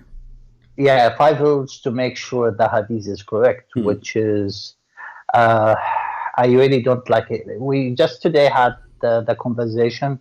So like on top of my head, I think he said, justice. It has to be a chain of narration, so it can't be like me here and like me in Canada, for example, and CP, let's say in the Middle East, and we can't see each other, so we have to have met. And he also said justice, which is mean like it's a very like subjective thing, but back then they believe the person who eat in the street is not just because like people will be poor and they can't, like they see him eating something they can't afford. So what also he said multiple like things. But let us make it simple. You see, okay, we can go and check what is supposedly only authentic and we will die laughing. So what he will do now, because as long there is that's rules. the thing, CP. That's what like I want, like I know you have more experience than me in that, because like I'm frustrated every time I want to mention a hadith for him. He comes and like CCP. The thing is, I know like a lot of people may look at your work and they say, why this man does this. Okay, so I'm gonna just tell the audience who are listening now why what you do is important. So my brother, for example, he is married to a religious woman as well. Both of them are religious. My brother is one of these people who memorize the Quran, and like all his friends. So here, people who are listening, please focus on this. All his friends are Muslims, though we live in Canada, right? And like he doesn't have any Christian friend or Hindu friend or whatever. So that's one point. Second point, all his community, all that goes in the first point too. They are Muslims too. So third point is his kids now, they go to school, they go to Islamic school. And that part really hurts me because I don't want them to think that Muslims are better than other people. So I really like the conversation with the UCP, and like I know you have many people who are calling and challenging and stuff like this.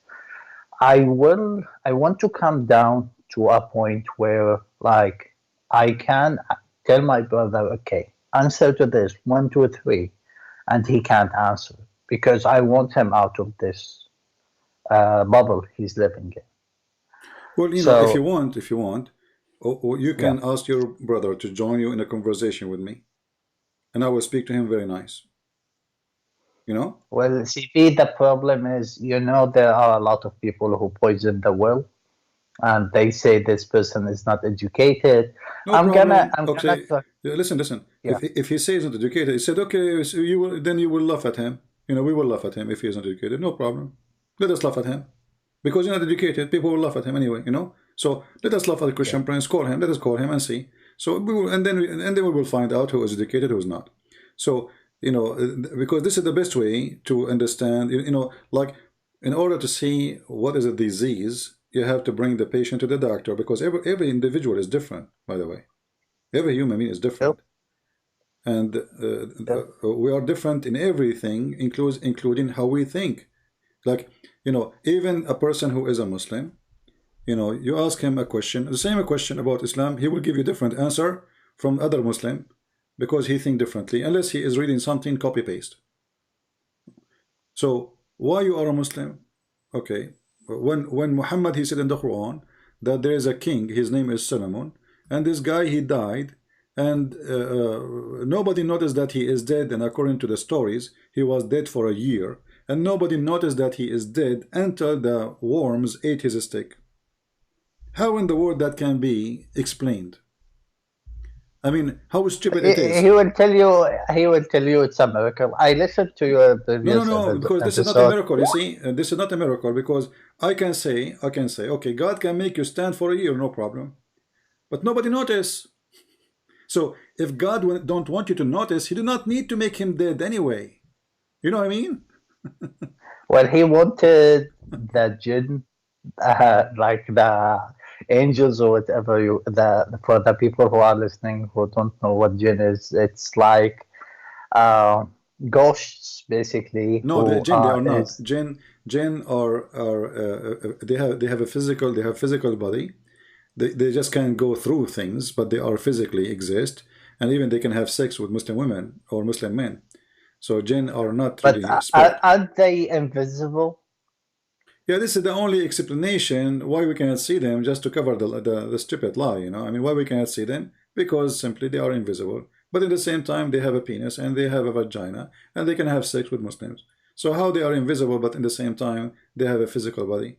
At the same time, they eat bones and they eat meat and all the garbage. So I thought that they can embody people, but whatever. No, even Muhammad, he said, well, if you don't say a prayer before you have sex with your wife, Shaitan, he will round himself around the man's private part, and he will be doing the wife with the husband, and then the children will be the children of the Shaitan.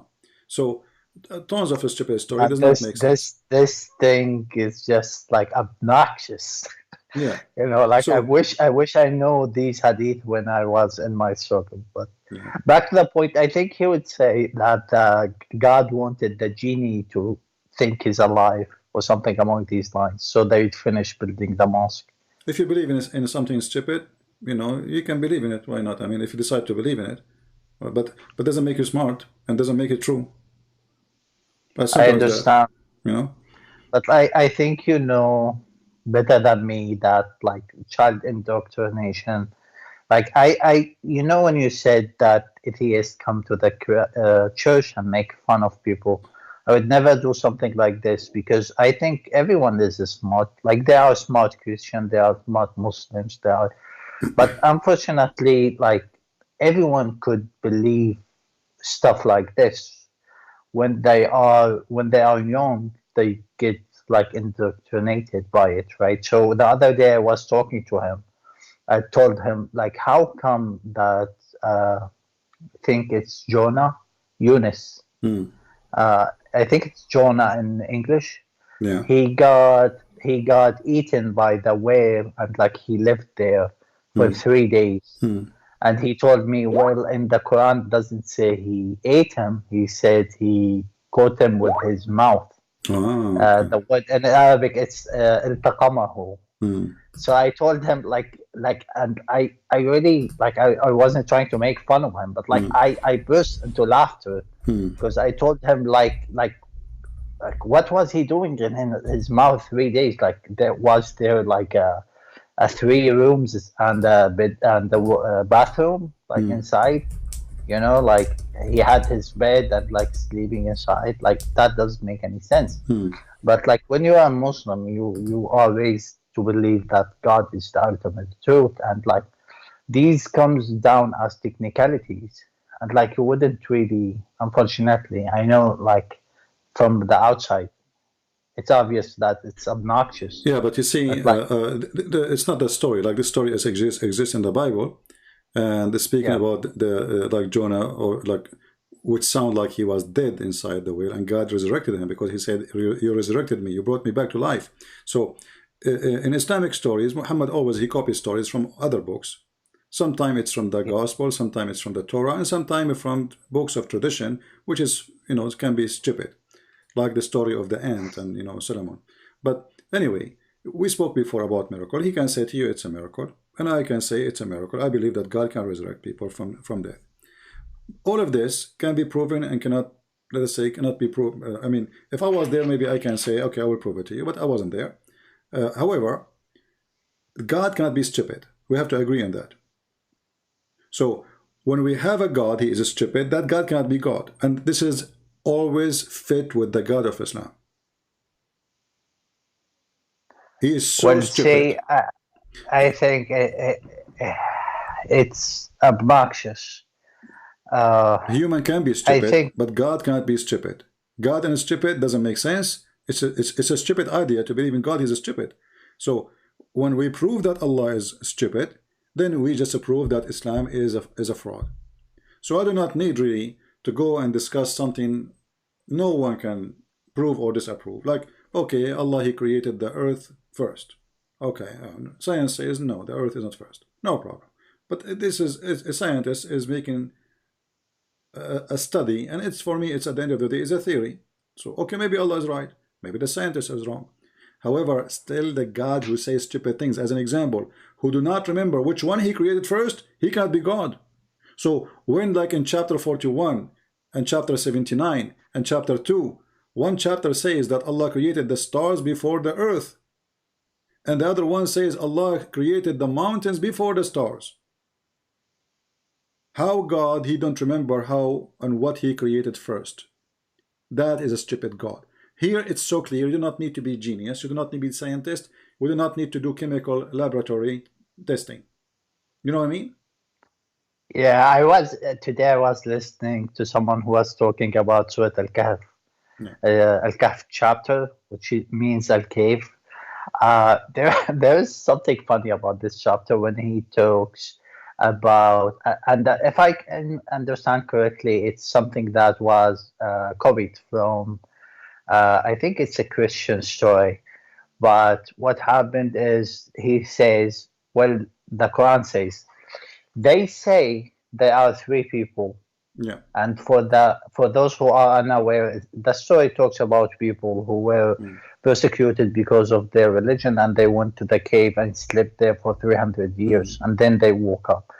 So the Quran says, they say, speaking about these people of the cave, that there are three people, and some say four, and some people say 5 or 7. So it's, the Quran say it might be 3 or 5 or 7, and God knows how many there are. So what is the answer? This is stupid. Secondly, exactly, this is a fiction story, my friend. This is how stupid it is. This is a fiction story written by a person. His name is Yaqub. He is from Syria. He is a Christian, and he wrote a story for the youth who at that time they were discriminated. So he's saying to them in the story, it's a fiction story, it's not a real story, that time will come and we will be victorious, and you will go out and everybody believe in Jesus. So here it's just a fiction story. The stupid Muhammad, he took it, he put it in the Quran. As simple as that. But the funny part is, like, the Quran itself doesn't know if there were 3 or 5 or 7. Yeah, because okay, what the point of saying 3? Some they say 3, and they are and their dog is number 4. First, this is stupid in Arabic, because you don't count the dog as number 4. Even in English, you cannot do that, because you can say, like, there are 3 brothers and their father is number 4, but you cannot count a dog as number 4. You have to count something from the same kind, right? Like, you cannot say 3 apples, and the 4th is a donkey. I mean, donkeys are not apples, you know, to count it as 4. So it have to be from the same kind. This is a mistake in the language. Secondly, what is the point of this verse anyway? Some they say they are 3 and their dog is 4. Some they say they are 5 and their dog is number 6. Some they say they are 7 and their dog is number 8. Okay, and say Allah knows best. But the question was, they ask him how many they are. If you go, and isn't God who's the one who wrote the verse? So what's the point of saying they are 3 or 5 or 8? They ask him how many they are, because Muhammad did not know. So he have to come with the answer, says Allah knows best. And not only that, he says Allah know their number, and on the few, there's a few only do their number. Okay, give us the number. As long as there's a few, are you one of them? So my friend, thank you for calling. There's some Muslims. Thank you so much, CP. Yeah. I wish you the best. Actually, I would love to call again sometime in the future. I would love to clarify some things about science, like have a discussion like this. I want you to invite your brother. Maybe in the future. I want you to invite your brother, and yeah, he's welcome. Yeah. We want to make that happen first. All right. Take care, my friend. Thank you. Okay. Thank you, CP. Have a good night. Bye-bye. All right.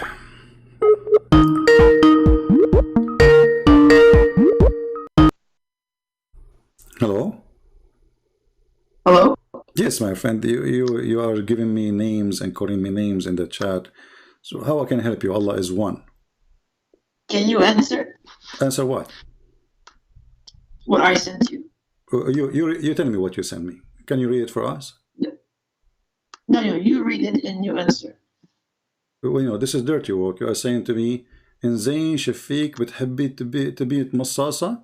He said the one who wrote this word obviously don't speak Arabic. This is stupid. He's using Google translation, saying so okay, do your lips like to suck something?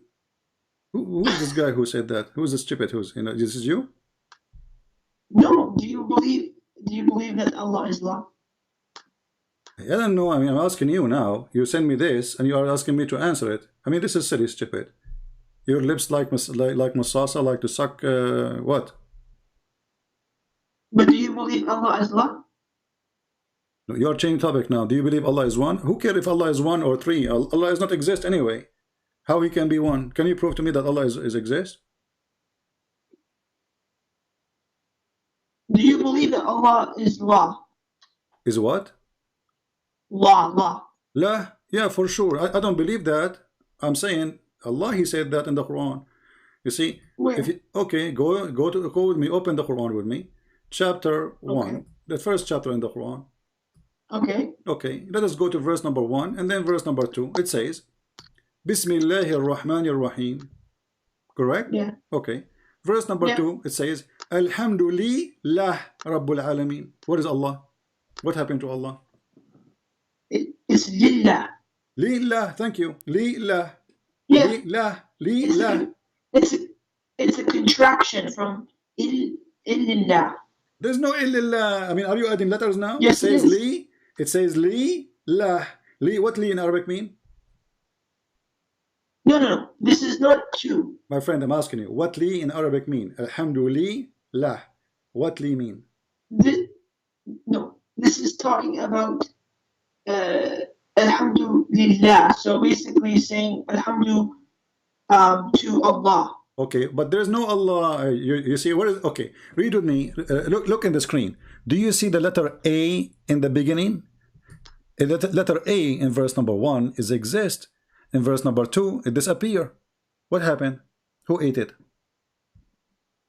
No, this is a contraction. So do you know what contraction? You don't change the name, my friend. You don't add things to the names. You don't take things from the name. So the name of Muhammad is not Hamad, is Muhammad.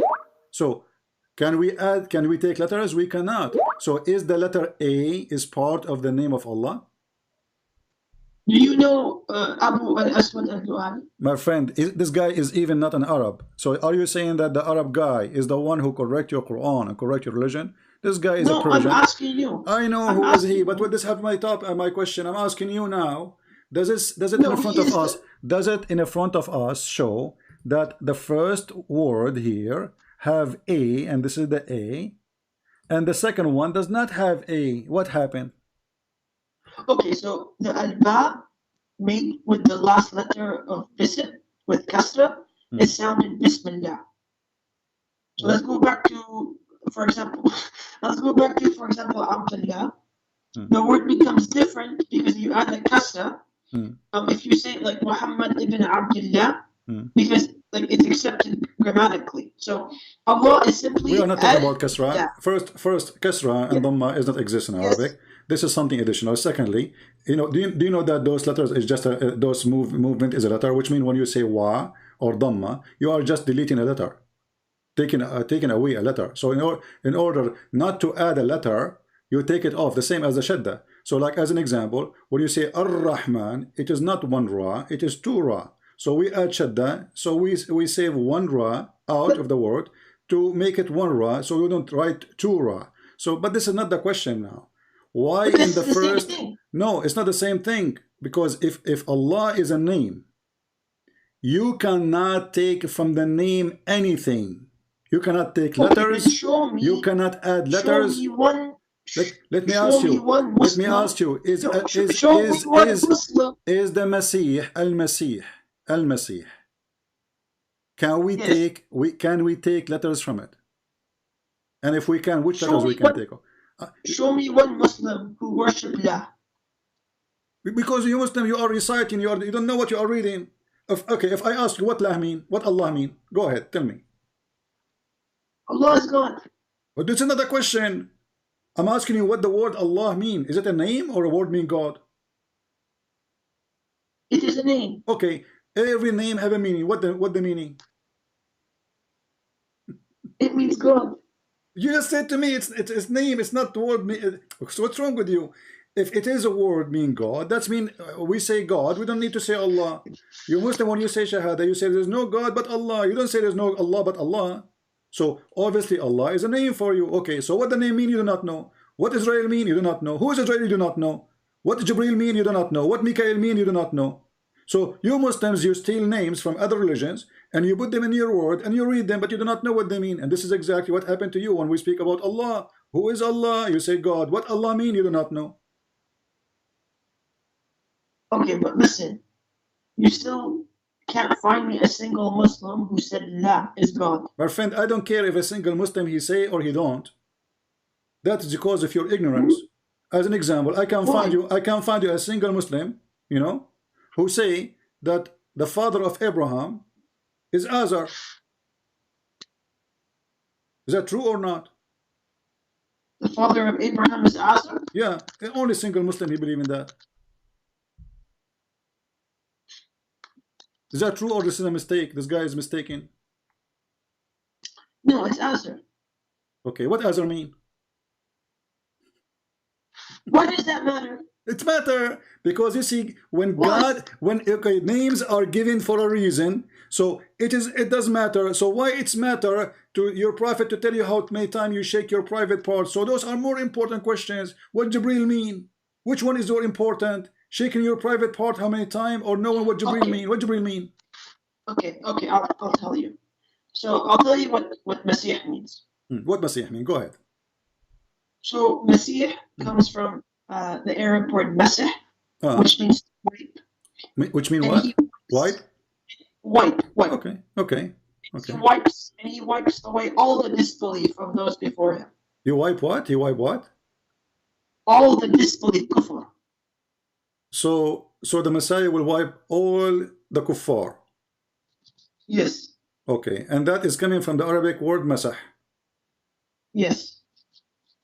But what about masah mean many things. It can be, you know, like he put his hand over somebody's head, he make him heal, or his eyes. Is that masah too? Yes, all that too. Okay. Yes. Okay, but if I ask you, where do you get this answer from? From scholars. Where we can find it? It's from the scholars' books. According to what I know, the scholar, they say that the Messiah, he was called Al-Masih because he have a flat feet. No. Well, okay, give me. Secondly, you know, when you say that even the word Masih is not correct in Arabic. It's not. This is not an Arabic word. How it became Arabic? If I ask you, you see, you are jumping from place to place. So we showed you first that Allah, if it's a name, we cannot take from it and we cannot add to it. A name, we cannot change anything. It's a name. Especially this is the name of God, supposedly. So when the second verse says, Li lah, your God is lah. Li mean two, lah is the name of your God. Number 3, lah, the God who created you. If there's any proof he created you? Is there any proof? Yeah. Who created the world? Are you Christian? Yeah, I'm Christian. So then you believe this too. Why are you asking me? Because your God, he says, there is many creators and he is one of them. Like who? Show me. there is many verses in the Quran, chapter 23, verse number 14, it says, فَتَبَارَكَ اللَّهُ أَحْسَنُ الْخَالِقِينَ. Blessed be Allah, the best of the creators. Who is talking? Okay, so do you know in the Quran it says that people created idols? Created what? My friend, so are you saying Allah created idols too? No, he's the best of them. Okay, so guys, he is the best. Allah is the best who create idols. That's what you just said. No, the best of creators, not the best of those who create idols. Okay, if I compare myself, okay, listen, if I compare myself to people who did something and I say I am the best in doing that thing, that's mean I'm doing that thing. So he just admitted that he is not the only creator, and you are the one who said to me they are creating idols, and Allah says I am the best of the creators. That means he is the best who create idols. No, he's the best. He's the best of creators. Okay, but how many creators? Okay, in order to be the best of the creators, we have to have many creators. Yes, many people created idols. But creating idols is not a creation. Those are stones. We put them together. It's not a creation. No. But the Quran says he. So are you saying to me? Are you saying to me? Look, just to show you how silly what you are saying. I'm not insulting you, but think with me. Chapter 14 is speaking about how Allah He made the sperm into a dead blood, and then the blood became flesh and bones. So when Allah He say I am the best of the creators, He is speaking about a specific thing. He is the best in doing this job. Others, they do the same job, but they cannot create like him. No. Allah creates life. Okay, He creates life from nothing. Okay. Everyone else they create from something like rocks or things like that. Just to show you again that you are desperate trying to find an answer, the Quran get you busted, because the Quran says that if somebody can create a fly, why you worship somebody? He can't even create a fly, correct? Say that again? Why you worship somebody, he cannot even create a fly? Yes. Okay. So if I can create a fly based on this verse, I can be God, correct? But you can't. But I cannot. But if I can, that means I am God. No, it means you were given the power by God. Okay, but that means make me creator. Let us say God, He gave me power to create. That means I am a creator, correct? Yes. Okay. So, but your God saying, how you worship someone who cannot even create a fly? Jesus in the Quran, He created from the mud the bird, and then He breathed into that mud. He made him like a shape of a bird, and then He breathed into it, and then the bird became alive. Huh? Okay, this is what the Quran claiming, but we will go with that, no problem. So Allah gave a permission to Jesus to be additional creator? No, it doesn't say He created. No, it says that. Let us read the verse together. Do you know how to read Arabic? Which chapter? Which verse? There's many verses. Which one you like to read? Are you which one? Okay, hold on. Are you saying to me you never heard this before? No, I did. I just forgot where it is. Oh, okay.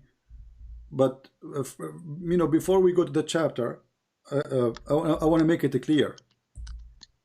Did Jesus, if we prove that Jesus, He is the one who created, and the Quran says, at least let them create for you a fly. If they create a fly, worship them. So if we prove that Jesus, He created from the mud, and He says, I create, He did not say, Allah He create. He says, I create. He created what? He created what? He created from the mud a shape of a bird. The shape of and a bird. He and yes, he, and I can do that. Okay, so I design out for you, as it were, a figure of a bird, and I breathe into it, and it become a bird by Allah leave. That's what the Quran is saying. Yes. Okay. He created. He so created who is the the one? shape of a Who bird. is the one is breathing inside the mud? No, but it wasn't. No, He breathed, but Allah did it. No. So Jesus He breathed, but Allah He did. Is Allah is inside Jesus? No. He breathed, and Allah did it. My friend, He breathed. What do you mean he Yes, did he it? breathed. Who did the breathing? No. Who is the one who did the breathing? This is Jesus right here. Okay, so Jesus is the one who did the breathing. And what happened when the breathing happened? Life is given. So life Allah is made given. it. Allah made it. Okay, hold on. It says, but bi'idhnillah, which means Allah, He approved that. But the one who breathed is Jesus. Yes, okay. yes, it was Jesus. Okay, when Allah He created Adam, who breathed inside But Jesus Adam? didn't Hold create on, it. my friend, hold on. When Allah created Adam, who breathed inside Adam? Allah. Okay, that's mean the breathing is giving life, correct? No. So Allah, when He breathed into Adam, He was giving him a French kiss, not giving him life. No. What Allah did is He took clay, Yeah. He molded it, Mm-hmm. He breathed into it, and He said, "Be." The kalima be. Okay, hold on. Can you show me the word? Hold on. If you can show me in that verse when He breathed into him, if you can show me, He said to him, "Be." After that, I'm going to shave my 25-foot beard. Can you show it to me? Yes. Okay, go ahead. He created Jesus just in the same fashion as Adam. No. My friend, don't change the topic. Show me where Allah, when He made the mud, and He shaped him as a man, He said to him at the end, "Be," and he was. Yes, it was in the verse I just showed you. Which verse? Let me see. You showed me nothing.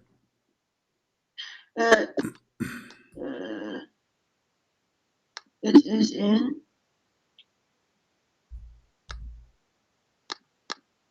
Surah Al-Imran, 59. Al Imran? Yes. Okay, chapter what? Al-Imran, 59. 59. Okay, read it for us. Okay. The likeness of Jesus in Allah's sight is that of Adam. He created him from dust, then said to him, "Be," and he was. See how silly what you are saying now? I said to you, in the verse where Allah He says, "I created Adam, I did this, I did that," and then Adam, he came alive. It doesn't say He said be. Here He's saying something different. He is proving Himself to be false, because when Allah created Adam and when Allah created Isa, we can read the verses together. There's no be. Let us go read together. Here we go. This is your Quran, and we are not making, adding things up. It's in front of you. Let us go there. All right. It says, وَإِذَا قَالَ رَبُّكَ لِلْمَلَائِكَةِ إِنِّي خَالِقٌ بَشَرٌ مِّن صِلْصَالٍ. When Allah He said to the angels, "I'm going to create a man, or a human being from sounding clay," and then, so when I fashioned him completely and breathed into him the soul, I created him. Yes. Okay, what is B? In the Quran, it says, whenever Allah desires something, my friend, He just says be, and it is. B, it means He do not need to do anything. He said B is going to be. Like in the Bible, it says God, He said, "Let be light," light was. That is, He said, "Let be light," light was. So did Allah, He says be Adam, and Adam was, or Allah, He made the fashion a clay, and then He made a mud first, and then He fashioned him as a man, and then after He fashioned him as a man, He breathed into him, correct? Yes. Okay, so there was a stages. So the lie in the Quran about Allah, He said be and He was, it's a stupid lie, because Allah did not create neither Adam, neither Jesus by saying be. The same story in Maryam. Allah, He breathed into her vagina, and then Mary, she got a pregnant, and then hold on, we have Jesus. Hold on. Go to Surah Al-Baqarah, ayah 117. Baqarah, the cow chapter, yeah? Yes, I like ayah the cow 117. chapter. The cow chapter is the best for me. I like it, yeah. So the cow chapter 117. You said 117? Yes. Okay, read it for us. Yes. Go ahead. Originator of the heavens and the earth, whenever he decrees a thing, he says to it be and it becomes. This is exactly what I'm saying. Okay, chapter 2, verse 117. Okay. I want everybody to be my witness. The originator of the heaven and the earth, when he decree a matter, he only see to it be, and it is. Give me an example. You give me example, Isa and Adam, correct? But yes. when we go to Adam's story, we find that Allah, he made first mud, which means he mixed dust with water. Then he fashioned Adam as a human being, as an idol, statues. And then he breathed into him, and then Adam came to exist. So this is a lie. Allah did not say no, to Adam, he didn't come to exist. He didn't. Okay, hold on. Let us go to different verse in the Quran then. Do you know that Adam, when Allah, he created him, Allah was so slow, and the Quran says, وَكَانَ الْإِنسَانُ عَجُولًا, which means that the human being was ever hasty? What is behind that story? I did not hear you. Can you say that again? When the Quran says, وَكَانَ الْإِنسَانُ عَجُولًا, and the human being was ever hasty, what does that mean? Yes. Is it true that when Allah created Adam, he said to him, Allah, finish me before the sun set?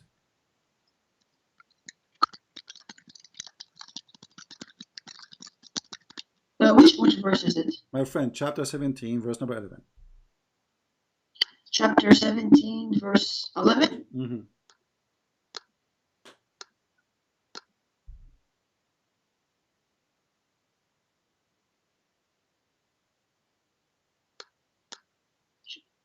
Al-Isra? Mm-hmm.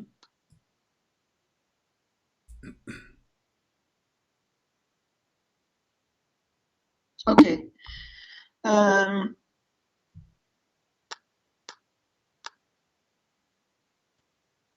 So a man prays for ill against himself and his family when he is frustrated as avidly as he prays for good. What are you reading, my friend?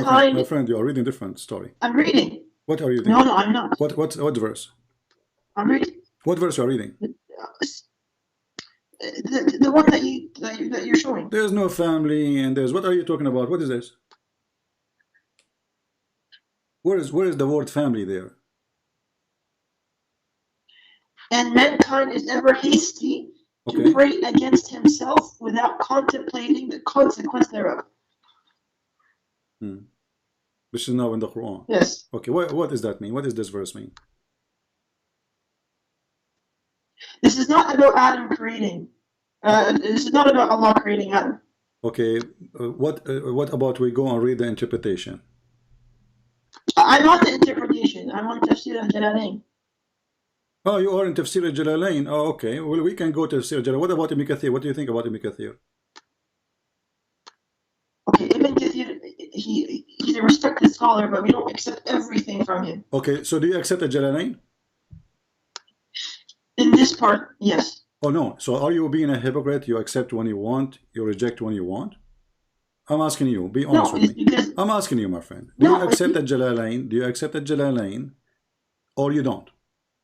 Very simple. Okay. Okay. Do you want to see Tafsir Ibn Abbas? No, my friend. Don't change. Focus with me. You choose a Jalalain and you said you don't accept everyone. Okay. So do you accept a Jalalain? Yes. Okay. So you will not say later a Jalalain is stupid. You promise me.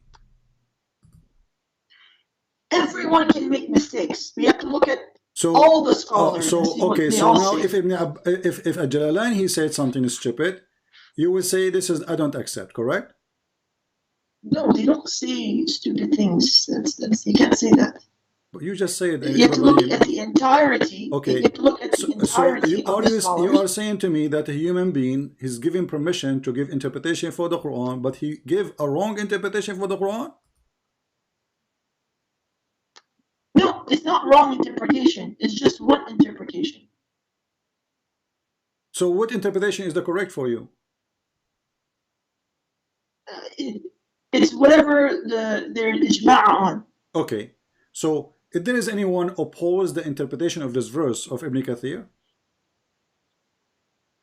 They don't need to. What do you mean need to?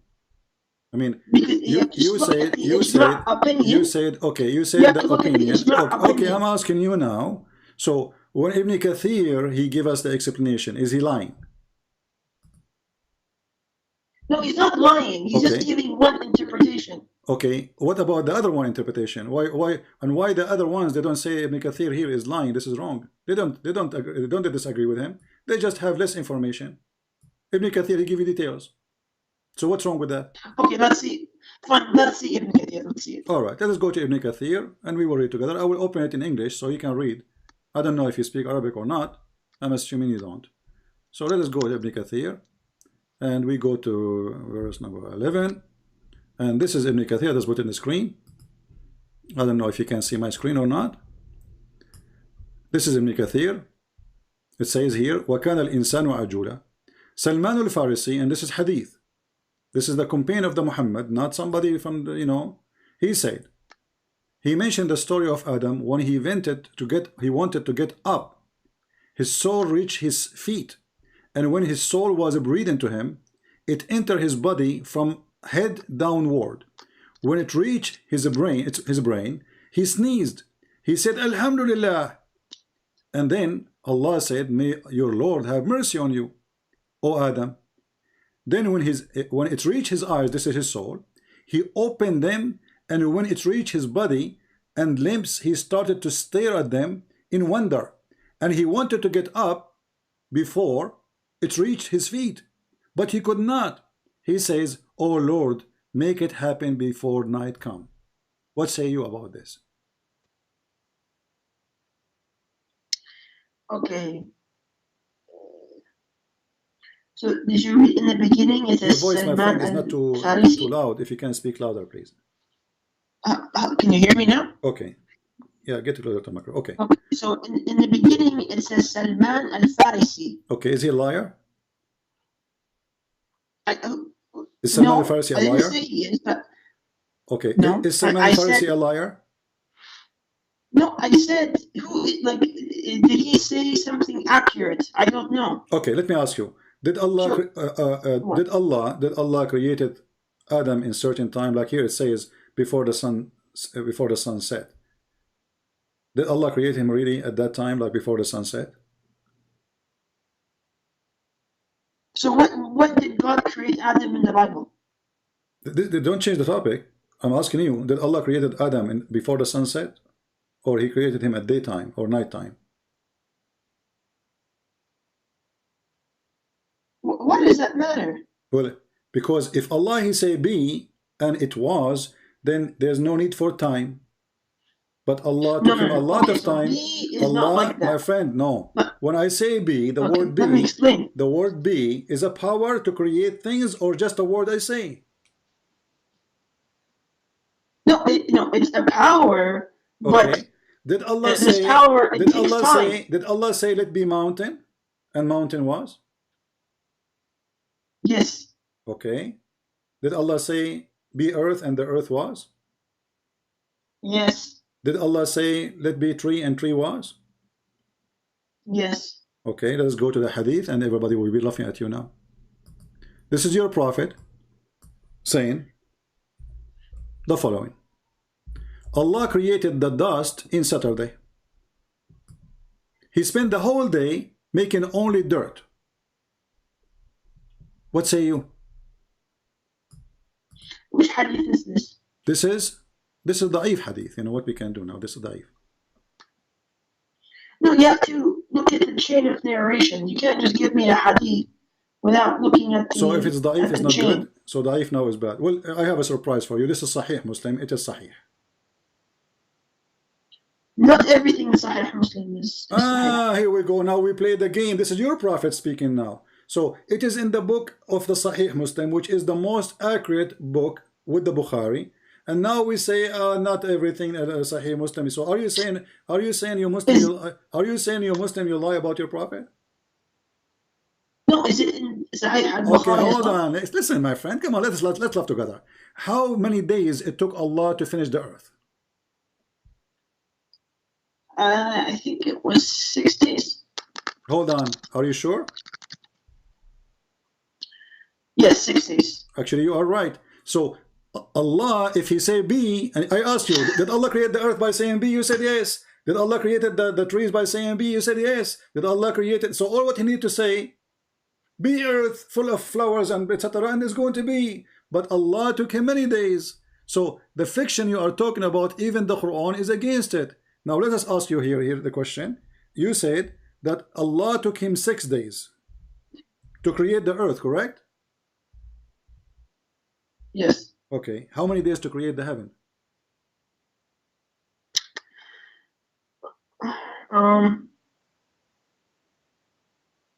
So Allah created them in 6 days. The earth and the heaven in 6 days? Or only the earth in 6 days?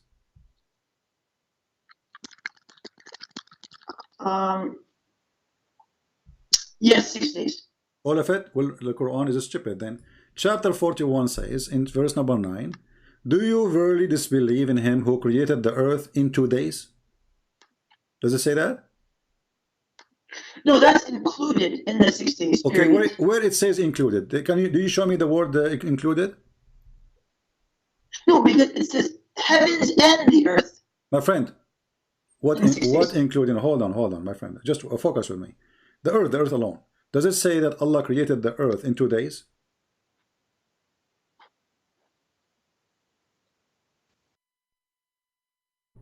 He hang up.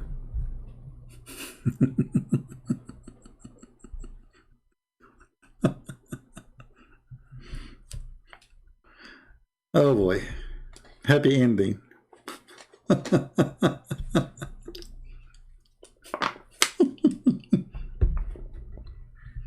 They don't know what they are worshiping. They have no idea what they are talking about. This God, brother, he say be is going to be, and then we go to the Quran. It took Allah 2 days just to finish the earth, and then 4 days to finish what is in the top of the earth. This is 6. And then 2 days more to finish the sky. This is 8. But this is total contradiction for other verses in the Quran where it says Allah created the earth and the heaven in 6 days. Stupid Quran. This is why I said to the previous caller, the atheist, a human can be stupid, a follower, a believer can be stupid, but God and stupid, that doesn't work.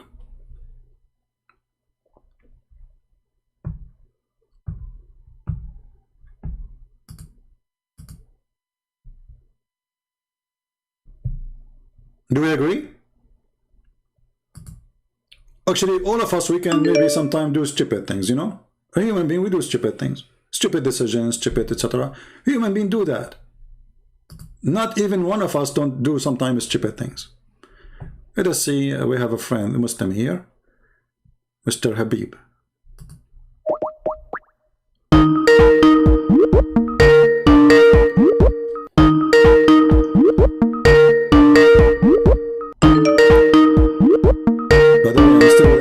You believe it?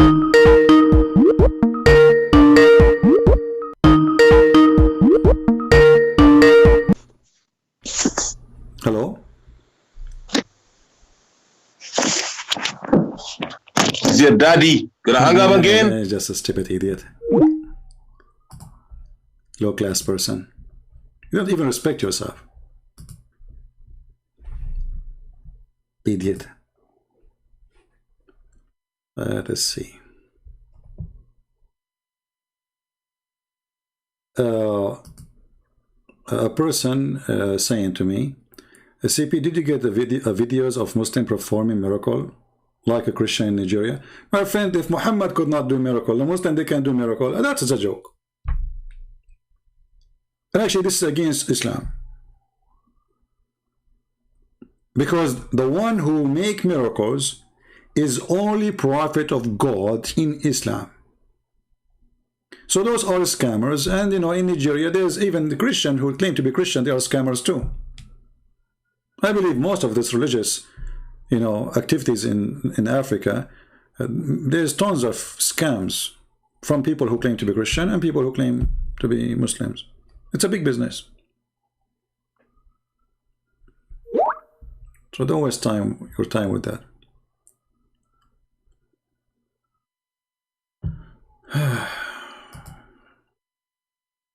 Let us see. Abdul Wahid. We have a person, his name is Abdul Wahid. Where is Abdul Wahid? I saw his text. I don't open links, man. Don't send me links. Let us see this Mr. Abdul Wahid.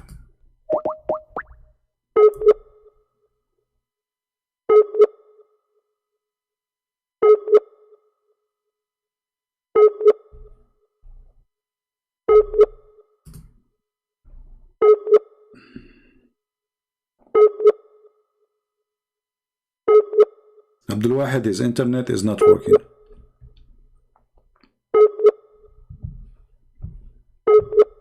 The one who hang up, my friend, text me back, call me back, come on. Don't you want to finish the topic?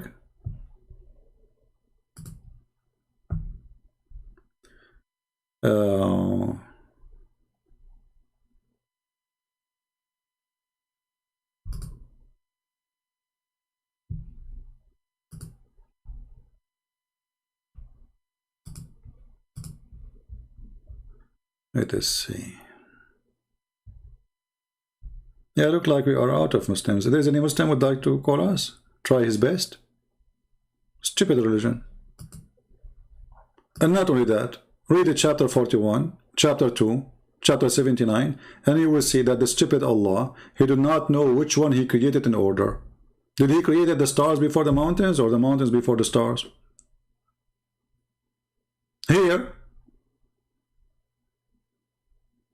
the verses in front of you is totally the opposite from a chapter 79. Read with me. He created the earth in 2 days, and then he put everything, he placed in the top of the earth mountains. Okay, so step number 2 after he created the earth, mountain. If we go to chapter number 79, we will die laughing.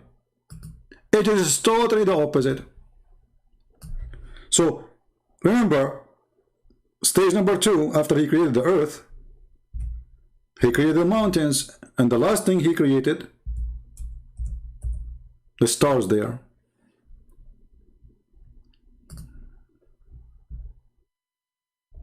You see it? This is the mountains, and then he turned to the sky and he created the lamps. The sky was a smoke. Ibn Kathir, he says the smoke because Allah was working in the earth. So this is a smoke, it means nothing. There's no sky. The smoke is coming from the earth. Allah is cooking. So the sky was a smoke, and this is smoke coming from the earth. And Allah then he finished the sky in 2 days, and he made the lamps. So the last thing Allah he did is the lamps. I mean, very simple. We do not need to be genius to find out. We go to a different verse.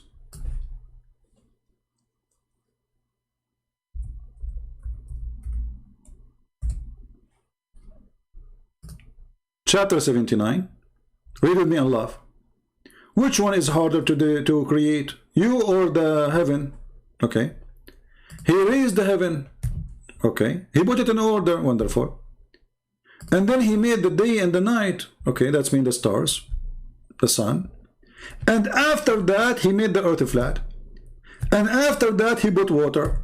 And after that, he put the mountains.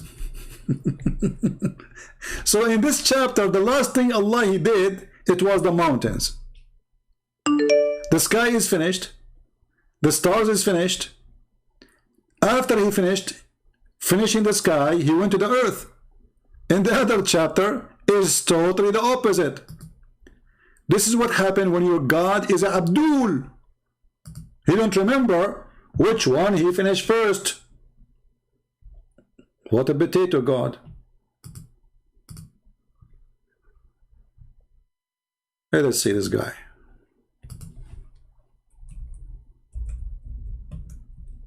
Maybe the same boy.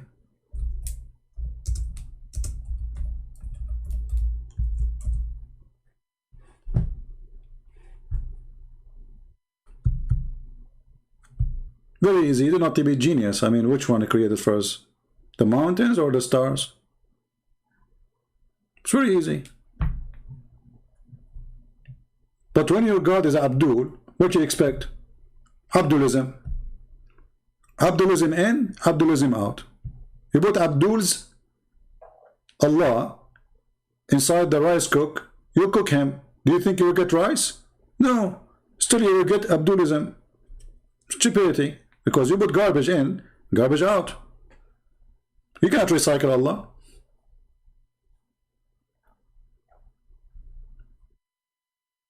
Do we have any Muslim?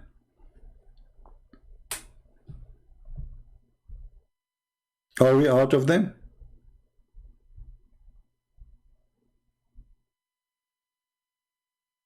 And you know, like all the Muslims, they wanna, those who claim to have knowledge, they wanna debate me face to face, brother, face to face. If you are a man debating face to face, brother, well, we know that you are trying to make an excuse, so you will not discuss with me. You were not there to call me. Face to face. Here we go. Your brothers and sisters are leaving Islam because you are refusing to call me. Call me, get me busted, so nobody will believe and nobody will listen to me. If I am not sharing the truth, and you can get me busted and you can refute me, then you have to get me busted. And remember, I'm not a prophet. I'm not even a priest. I mean, you can talk about me as much as you want. You can say he's bad. You can say he's not good. You can say he's a liar. You can say, I mean, whatever. But still, I show the proofs in the front of me in the screen from your books. Me as a person is not important. You can make all kind of garbage about me. Who cares?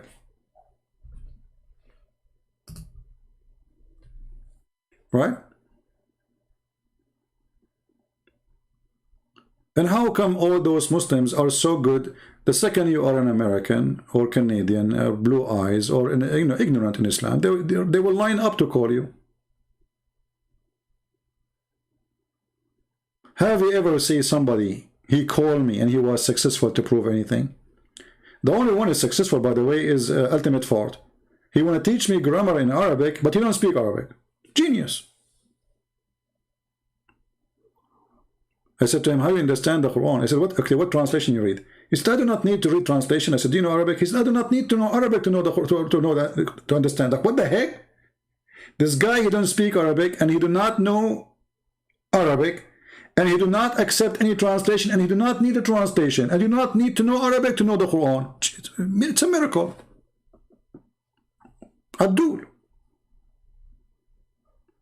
A nightmare. One more time you post those things, I will block you. And I will say each time to the admins, you say those things, I will block you. Admins, please. If this lady, she say those words in the chat, block her immediately. I don't have time for stupid things. This is a warning, last warning. I blocked you already many times. Do we have any Muslim here who would like to ghoul us?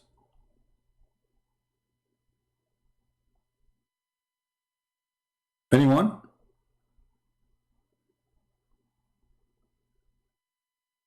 Any Abdulism?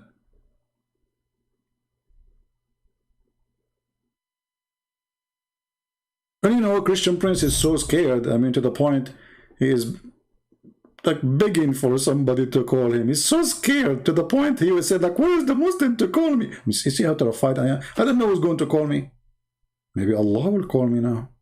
Or Jibreel. Do you think I can debate Jibreel? Muhammad, he saw Jibreel. By the way, Muhammad, he had a very strong vision. He saw Jibreel right away. He found out that he have 600 wings. You know what? If I put a chicken inside in front of you, I mean, if the angel who was sitting there for like 10 hours not moving, okay, he was able to count 600 wings. But Muhammad, he saw him for a blink. How he got the 600?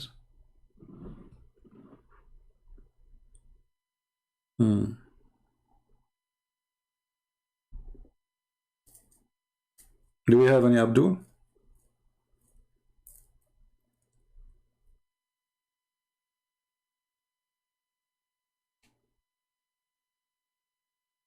Anyone? Mayday, Mayday. You know, sometimes I feel like a homeless man. Honestly. I mean, now it's 9:31 and I need to make some food to eat. I did not eat lunch yet. But it's fun. Honestly, I mean, this is I love getting Abduls out of Islam because I love to save them.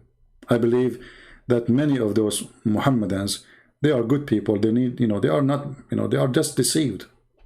It's more important than food, even though, like, I don't know, you can hear my stomach is singing songs. Like, my stomach now saying, Alhamdulillah. Like, when Allah created Adam, he sneezed, and then Adam, he says, Alhamdulillah. Like, what the heck? This guy is born, he speaks Arabic?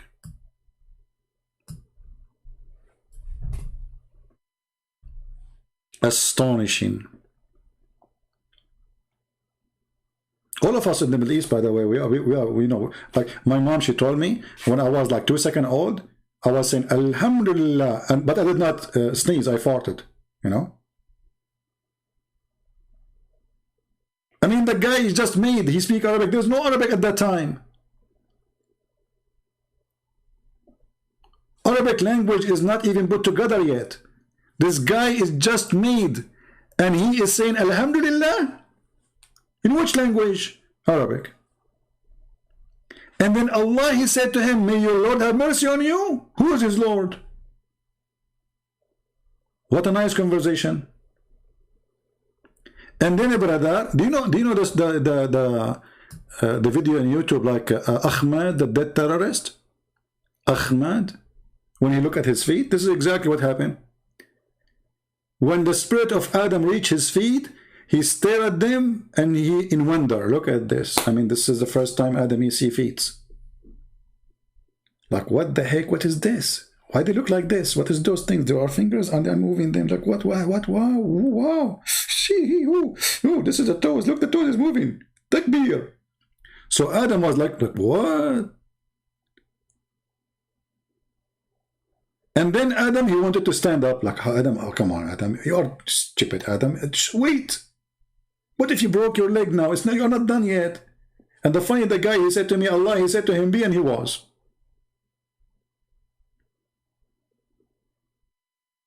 Where is be, and he was? And the funny, that would make it, I mean, what funny? I mean, all of it is crazy. Then Adam, he said to Allah, finish me before the night comes. How this idiot, he knew that the night come? He just made. How Adam, he knew that the sun is setting soon? That's deep. That's very deep. I mean, you like the story, you don't like the story, it's written by a genius. You know the story of when Ibn Abbas, he spoke about Al-Hudhud. You know Al-Hudhud story? What is the name of Al-Hudhud in the Hoopoe? Okay. So Muhammad, he told them that this bird, he can see under the ground. Okay. And Ibn Abbas, he is just to him, was saying what his prophet said to him. So an Arab guy, a Bedouin, he said to him, okay, as long as this bird, he can see deep in the ground to find water to Solomon. How come if we put some seeds and we cover it by some dust as a trap, he don't see it, that there's a trap? Ibn Abbas, he said to him, don't force me to ask Allah to curse you. And then the guy, he said, he gets scared. He said, okay, I will never say that again.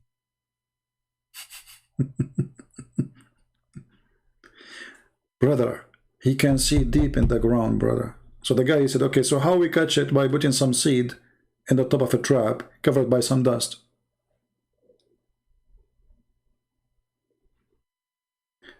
And this is the Hudhud, he is a general in the army of Sulaiman. And Sulaiman, he says, he inspected his birds. Look at this king, man. This king is really serious. He have an army of a chicken, army of birds, army of crab, army of donkeys, horses, all animals. It's a cartoon. So, like here the story is saying to us in verse number 17, and there were gathered before Sulaiman his host of jinn and man and bird. So what his army is? genie in the ball, men, and birds.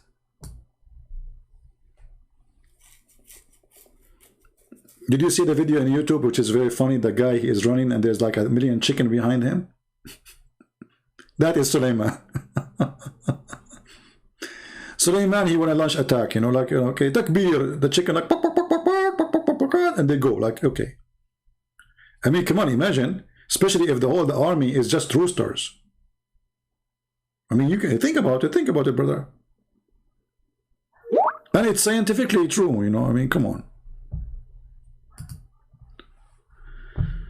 Okay, somebody text.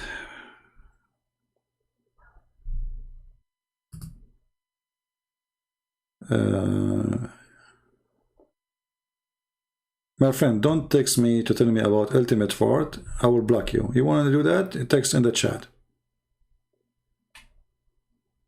Don't text me in Skype, guys. I have a Skype only to talk to Muslims. No, this is not fairy tale story. This is a true story. I was there. Look, I will tell you this is a true story now. Honestly, I swear by Allah. My grandfather, which is not the grandfather, like next the grandfather, the one before the grandfather. I mean, you get the point. When he was walking in the valley of the ant, you know, like there's the Banana Republic.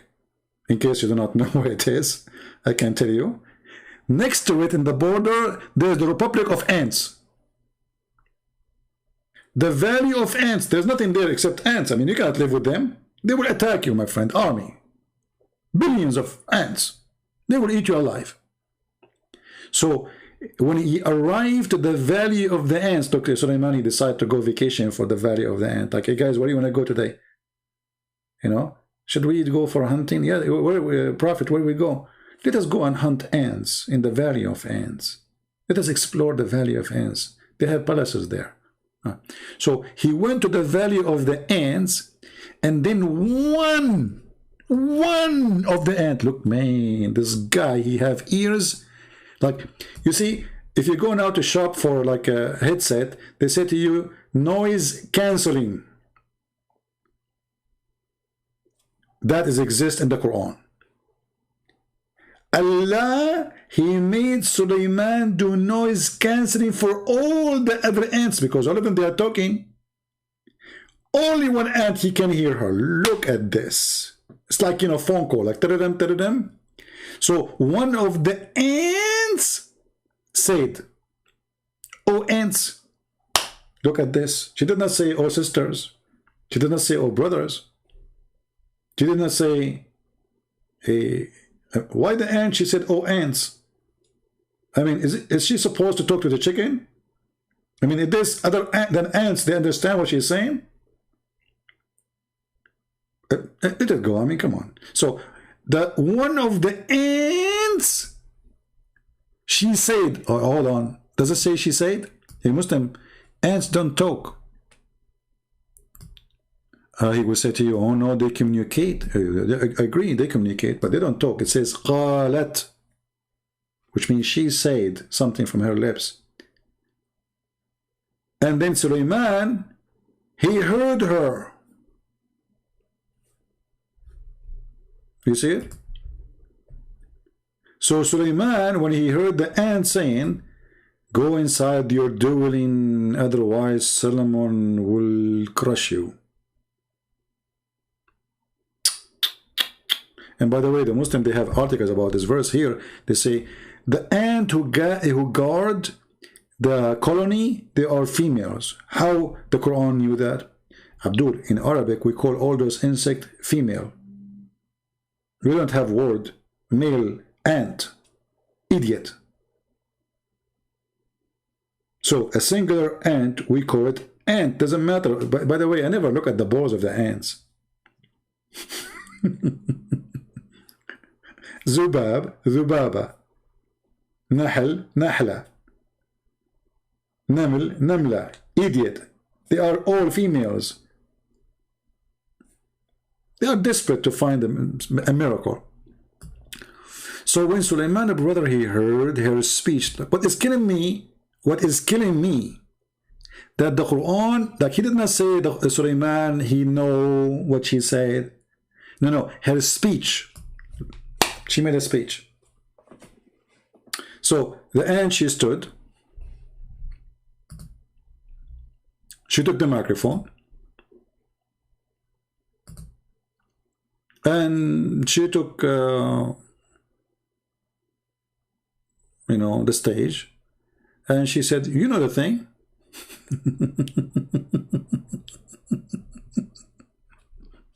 He heard that.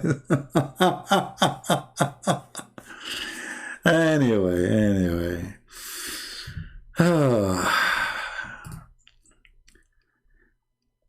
human can be stupid, but God is stupid too. That is beyond stupidity.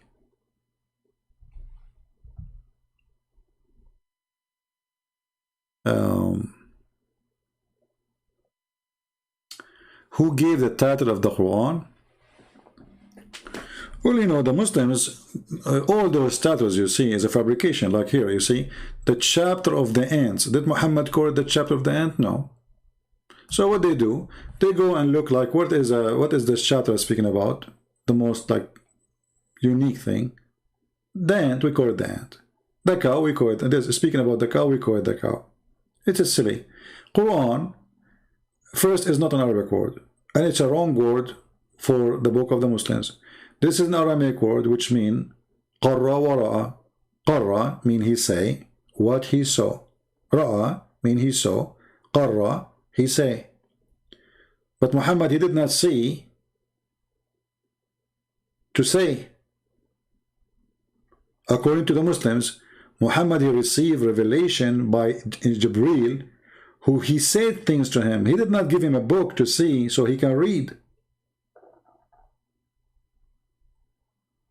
This is why the word qira'ah is coming from reading, or it's mean reading. Because you say what you saw. The book in front of you, you say with your eyes what you saw, and this is Aramaic. Actually, all the Arabic is coming from the Aramaic. Arabic is not a language by itself. Arabic is just a collection of languages, but we can say maybe more than 85% or even to 90% is Aramaic.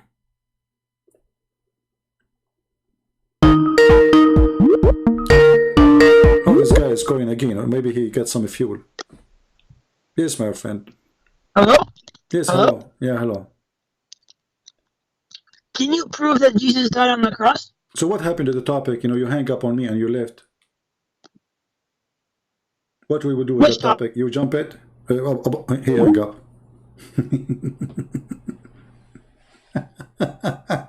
You don't want to talk about it. He hang up in a second. It did not even take me a second. Well, Lord help me, I'm so angry. I did not eat since yesterday. Oh boy. Look, what topic? Look, Adam. The creators. Abdul's for me is like there is a guy. He went to the doctor and he told him, doctor, I have a very, very, very short memory. The doctor, he said, like what? I don't know what to tell you. I'm telling you, I have a short memory. I forget right away. The doctor, he said to him, you have to give me an example. Hold on, let us finish the joke and I will call you. So the doctor, he said to him, you have to give me an example. The guy, he said, doctor, I'm telling you, I forgot a lot. And he started looking at the table. And then the patient, he said, come in. He forgot that he is the one is looking at the table. This is how bad his memory is. This is the Abdul. Let us call him. Yes, my friend. Do you hear me?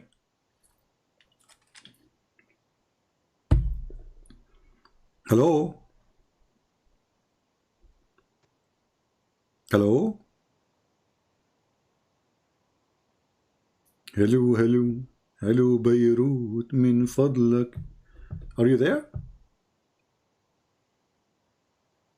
Oh boy. This guy, he took a nap on me.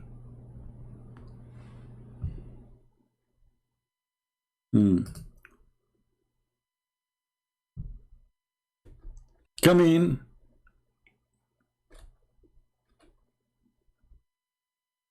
Do we have any smart Muslim? He want to give us a try? Smart Muslims are wanted, needed. I mean, I understand you have a very short memory. That's why your prophet, he received 7 Qur'an. He forgot what he said yesterday. So second day, he said the verse differently.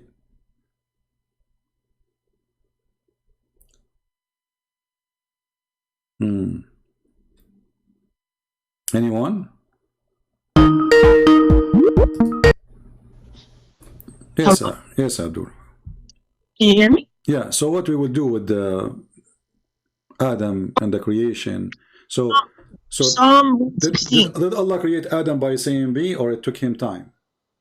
Go to Psalm 116. Go to where? Psalm 116.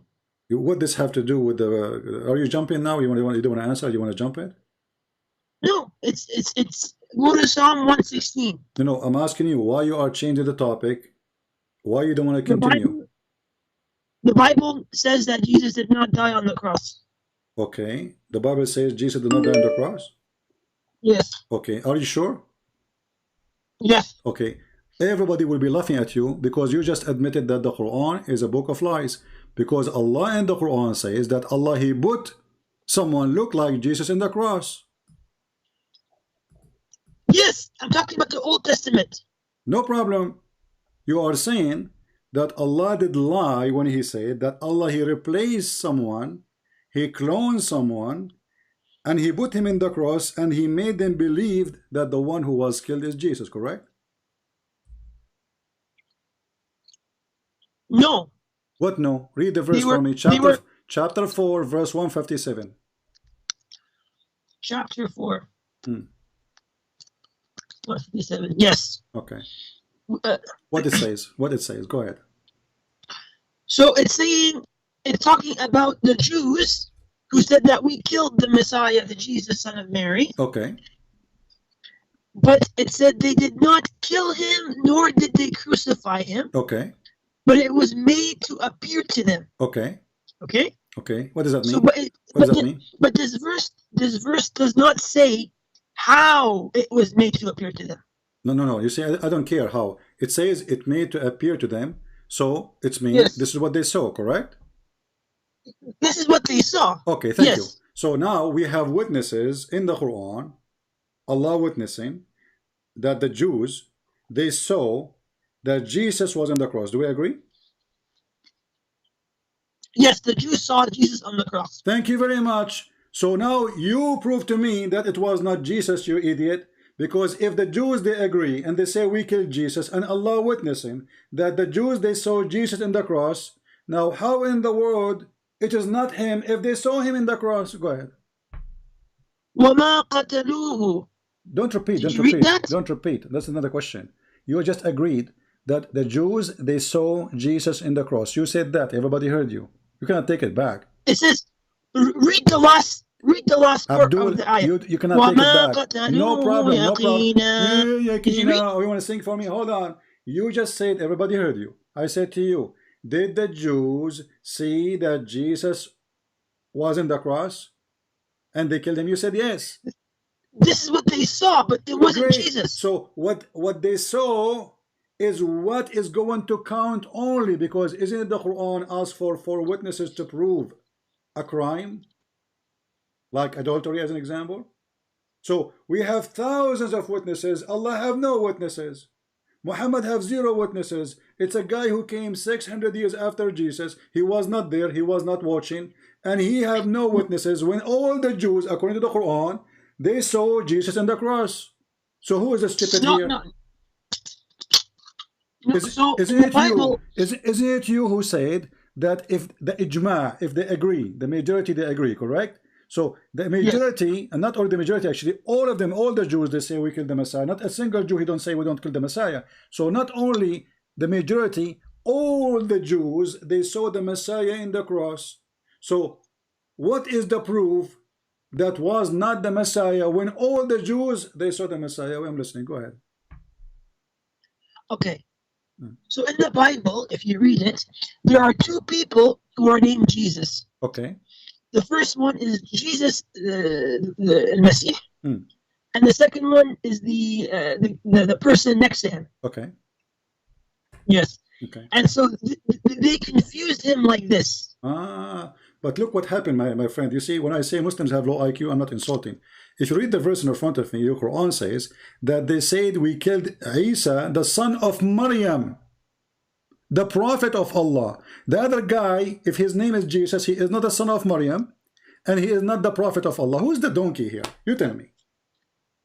They look like each other. Are you insulting? So who cares? Let's say they look like each other. He is, guys. There's two guys. They look in the cross. They look the same time. They look the same. Where do you get this story from? There's two guys. Okay, hold on. Abdul, listen. So when you say to me there's a person, his name is Jesus, he was there, and the real Jesus was there too. This is the story. Here is different. Yes. Here there's only one Jesus in the cross. Wake up. So there's only one Jesus, and he is the son of Mary. Is the other guy is the son of Mary, and he is the prophet of Allah. Is the other guy is the prophet of Allah? No. So he is the son of Mary, and he is Rasulullah, and Allah made them see him in the cross, and you agreed. So your argument is a very funny, and it's an insult to your religion. Thank you very much. No. You didn't understand one thing, CB. Okay, explain. Go ahead. Okay, so this is saying that they saw it happen. Okay. Okay, they saw it happen. Okay. But it didn't happen. Okay. So let me ask you. Hold on. Okay. So do you know in America there are so many people who claim that they saw aliens? Okay. Okay, but they didn't see aliens. No, I see alien every day. Go to the Middle East, all of them they are aliens, including my cousins. My friend, don't be stupid. No. Listen. Don't go there. This is a stupid answer. You just admitted that they saw Christ. They did not see someone look like him. They saw Christ on the cross. So the one who was there is not something maybe look like. He is. He looked exactly like Christ. That's wonderful. So, and who is the one who made them see that? Can you give me the answer? So there are two opinions. Oh, there's two opinions. Guys, there's two opinions. The Muslims are not sure about anything. Always there's two opinions. Give me the two opinions. Go ahead. Okay, so the first opinion is that Allah blinded them, or he gave them strong illusion, right? And this is the opinion of who? Of scholars. Who? I think this is from Ibn Kathir. This is what? Ibn Kathir. Ibn Kathir. So now if we go to Ibn Kathir, you accept that, correct? On this issue, I think, yeah. Okay, but I don't know. You are saying things which is very funny for me. Let us go to Ibn Kathir and read what Ibn Kathir is saying. Give me a second. We will open it. All right. And here Ibn Kathir. Go ahead and read for us what Ibn Kathir is saying.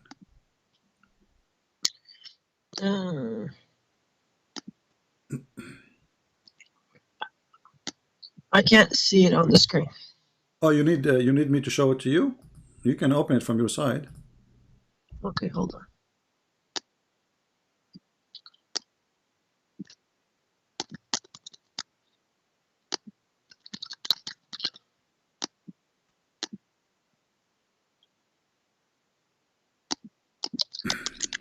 Okay. Okay.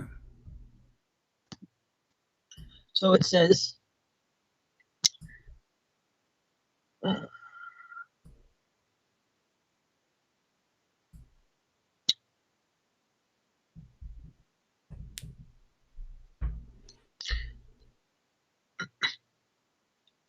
okay, we killed the Messiah, Isa, son of Mary, the messenger of Allah, but they killed him not, nor crucified him, but it appeared as to them. Okay. And those who differed are full of doubts.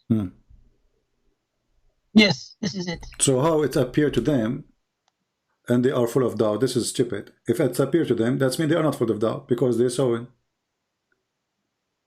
If I was there and I saw, if I was in a place and I saw somebody killing a person, and the person he died in front of me, how that will be doubt for me? I mean, how it's for sure then. So they are sure, and the Quran is wrong because they are saying we killed him. They did not say maybe we killed him. This is showing you how stupid the one who made the Quran, because they did not say, and the verse is so clear, he did not say maybe we killed him, we think we killed him. It doesn't say that. It says we killed the Messiah. This is what they say. They don't say maybe. Correct? Okay. Okay. So when what are you saying? When they say we killed the Messiah, that means they are not, as you said, maybe they are sure, maybe they are not. They are very sure because they are saying we killed him. Do you see the word maybe there? But did you read the last part of the verse? My friend, I'm reading what you said to me a second ago. You said to me they did not kill him for sure. That is a stupid statement. Yes. Because, okay, hold on. How they did not, what it mean to say they did not kill him for sure if the first line saying we killed the Messiah, and if Allah he said, and listen, and if Allah he said they did not kill him, so what does that mean? They did not kill him for sure. That means Allah himself is not sure. What are you saying, CP? My friend, listen carefully. I know that you are Abdul, you are slow. So listen carefully. As long they said we killed the Messiah, they are not saying maybe. Correct? Do we agree in that part? Yeah, they're not saying maybe. Yes, they don't say maybe, right? They say we killed him. Yeah. Okay, that means they are sure, according to their opinion or their belief. Correct? Yes. Okay, so in their belief, they are sure that they killed the Messiah. So when your God, he says, you know, they are not sure, he just contradicts himself. Not them. The people who came after them. Hold on. What do you mean the people who came after them? Where it says the people who came after them? Where it says the people who came after them? Where is the word after? Indeed, those who differ about him are in doubt about it. Okay, where is the word after? But who are the ones in doubt? Nobody. The Christian believe he was crucified, and the Jews, they say we killed him. Muhammad is mental. Because every single Abdul, listen, Abdul. Other people don't care about the story because they are not Christians. So the only one who care about it is the Jews and the Christians. This is what the story is focusing in. There's Jews, there's the Christians. So the Jews, they say we killed the Messiah. Now who is the one is not sure? The Christian. Every single Christian believe in the crucifixion.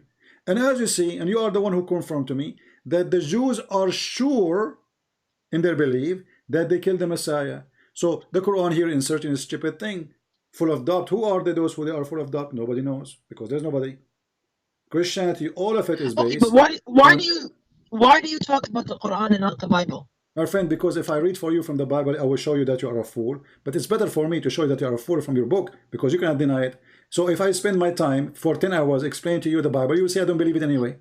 Here, we got you busted without doing any of that work. So look how stupid this verse explains clearly that we Christians, hold on, we Christians are decent and we told the truth. So when the Bible says that the Jews, they put Jesus in the cross, don't tell me ZB, just wait. When the Christian in their Bible, they say that Jesus was on the cross, the Quran saying this is what really they saw, correct? DB, I'm asking you, when the Christians, you are copying from the internet, is stupid, you don't know what you are talking about. Answer. When the Christians, they say in their book that we saw Jesus in the cross, are they lying or this is what they saw? No, they saw it. It was made to appear to them. Thank you. So they are not lying. That's mean the Bible is telling the truth. No.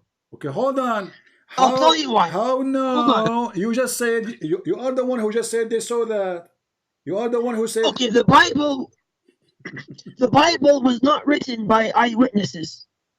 Who said that? Who said that? So it was not. Okay, who said that? Who said Bort that? Ehrman. Bort Ehrman. But no, even that one, he says like after 45, 50 years, those are eyewitnesses because they live after Jesus. No. Jesus, he died in a very long, very early. Jesus, he died in a very early age. Secondly, you are changing topic now to escape it. The Quran confirmed the story. Let us say the story for the sake of argument is a lie, but your Quran confirmed that lie. The Quran says, and you agreed, that they saw Jesus in the cross. And I asked you, when the Bible says, the Christian Bible says they saw Jesus in the cross, are they lying or this is what they saw? You said this is what they saw. So it's written after 10 years or 50 years, still this is what they saw. So you are trying to escape like a scorpion going inside my shoe, and I will smash you anyway when I wear it. It's trying to escape the fact that the Quran confirmed the crucifixion story and Muhammad have no witnesses. So if you are saying that those who came after Jesus, they wrote the Bible and they were not eyewitnesses, that will go back to you because your prophet, he came 600 years after Jesus. So how he can be considered? That is a very stupid argument. In the top of that, your prophet have no witnesses of anything happened to him. Muhammad, he went to the top of the seventh sky. There's any witnesses? No. Muhammad, he did this and that. If there's any witnesses? No. Muhammad, he saw Jibreel. If there's any witnesses? No. Muhammad, he been squeezed in the cave. No. Listen. Hold on. You listen. When Muhammad been squeezed, if there's any witnesses? No. So now I'm asking you, the Quran confirmed that all the Jews and the Christians who were there, they saw it and you agreed. How you can prove that what they saw, it was not accurate? Go ahead. Okay. You talked a lot, ZP. ZB, what? So, you talked a lot. Yeah, yeah, so for sure, I'm here to talk. This is the purpose of our conversation, okay. Right? Do you want us to be mute, both of us? No, you see how smart you are? Do you like us to be mute, both of us? No, that's not what I'm saying. Yeah, okay, so go talk a lot. I will give you time to talk a lot. Go ahead. So the Christian, the Jews, they saw Jesus and you agreed. Go ahead. Hello, can you hear me? What? Hello? Yeah, go talk a lot. I want you to talk a lot. The Christians and the Jews, both of them, they saw Jesus in the cross and you agreed. Which means the story in the Bible is, this is what they saw, which means this is a true story. Okay, so what they saw is what they saw is true, essentially. So they actually did see that they saw using their eyes that someone looking like Jesus, he died on the cross. It did actually happen. Okay. But it was an illusion. That's deep. That's really deep. So it was an illusion. So there's no cross and there's no Jesus there. What there was, they were looking what, they think they were in the zoo and they were watching an elephant. There was a cross for real and somebody was crucified or no?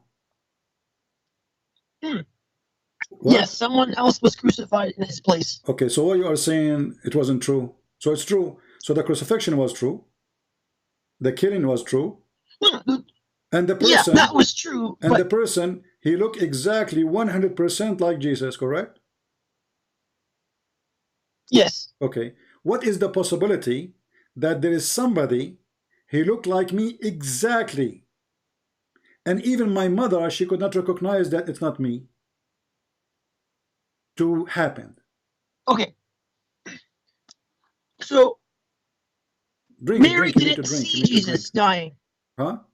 Mary didn't see Jesus. Mary didn't see Jesus on the cross.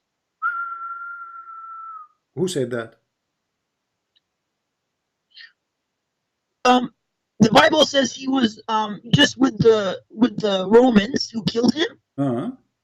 No, but no one was there around him. The Bible says that Jesus, he called one of his disciples and he said to him, from now on, this is your mother. So you are lying again. In the same time, let us say for the sake of argument, Mary was not there. Even the disciple was not there. But the Quran confirmed that all the Jews, and you agreed, you said, not me, that the Jews and the Christians who was there, they saw Jesus on the cross. So there's one more there, one more less. Who care? Still, nobody was able to recognize if it is him or not. And you are saying to me it was a delusion, which means Allah is a deceiver. He faked Jesus' crucifixion, and he made them believe that Jesus, he died in the cross. And then after 600 years, he sent the Abdul, who never met Jesus, who never saw Jesus. He don't even know the name of Jesus. Who is this guy? Isa will not know. And then he come to say it was not him. So now we have tens of thousands of witnesses according to the Quran saying that we killed Jesus, and we have one Abdul who never been in that land, who never speak Hebrew, he never met one of them, and he does not exist even 100 years after Jesus, or 200 years, or 300 years, or 500 years. He came 600 years after. You say it was not Jesus. Okay. Are you okay? Why are you stuck? Why are you stuck on this topic?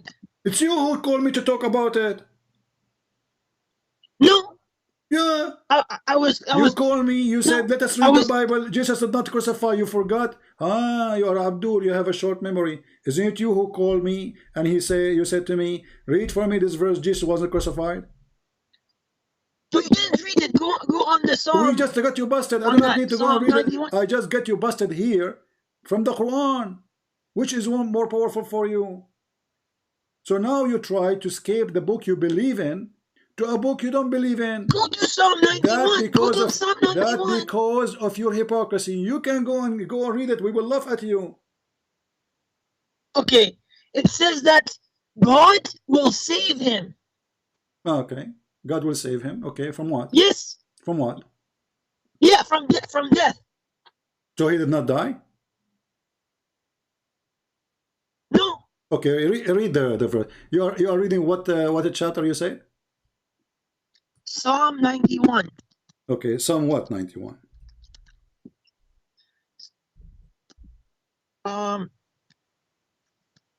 Okay. Go to 14. Okay, go ahead. Read for us and let us, and remember, you are the one who asked me to go there. So now we get you first busted from the Quran, and the Quran witnessed that the Jews, they saw the Messiah was crucified. So now we go to Psalm 91. Tell me what you see there. Okay. Because he loves me, says the Lord, I will rescue him. Okay. And? I will protect him. Okay, hold on. You're reading what verse now? 14. 14.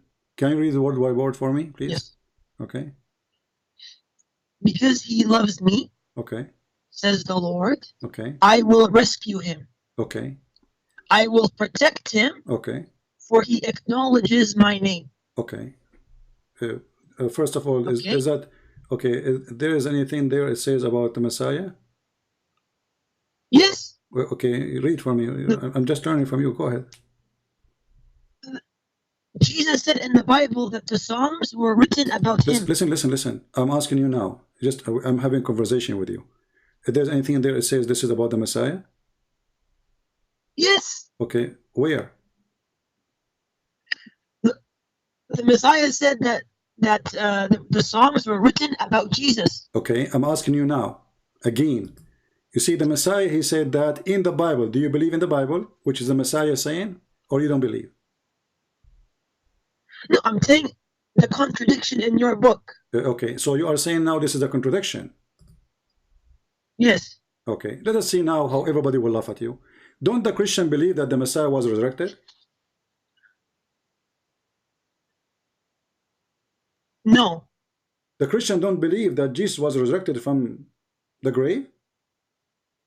They believe he died, that's it. Yeah, but he's resurrected. That is, he delivered him from death. So Jesus was resurrected. He went to the grave. He came back victorious over death. So he overcome death by death. So when it says he deliver him from where? So what did he do? He just did like a jumping rabbit up and down death. Okay, you are trying to insult. Now let us laugh at you again. So let us go with you. Let us go with you. Everybody will laugh. So what Isa he did in Islam then? He was jumping like a rabbit. According to your religion, Jesus was a coward. He ran away. Allah took him to the sky, and he did not even dare to say to the Jews, it's not him. He ran away with Allah.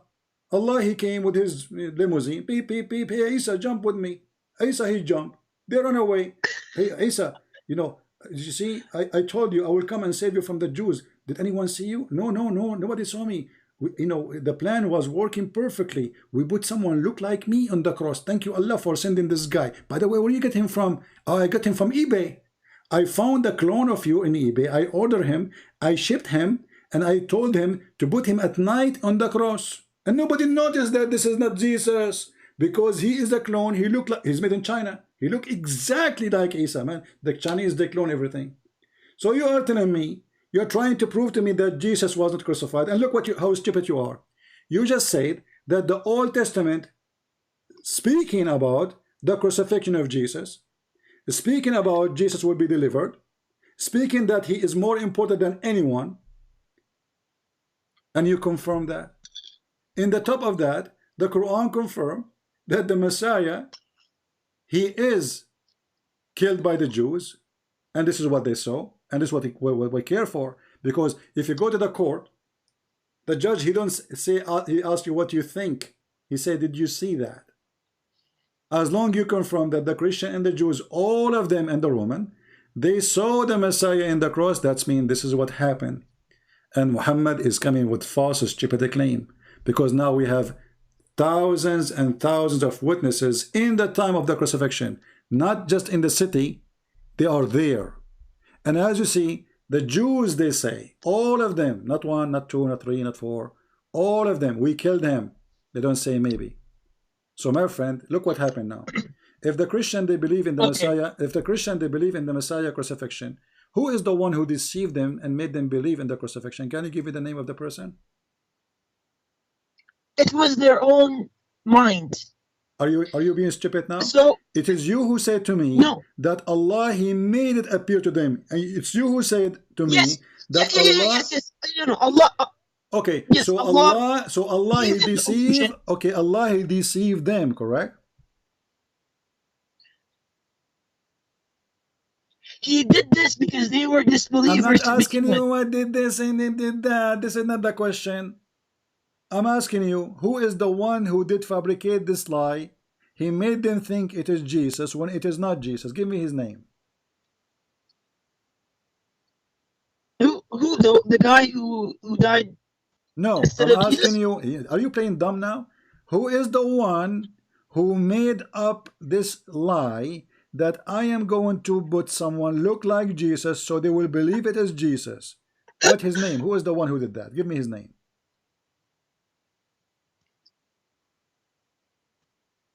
Okay, so there is no name like that, okay? What do you mean no name? Who is the one who cloned Jesus? Give me his name. The one who fabricated a new Jesus. He made him look like Jesus.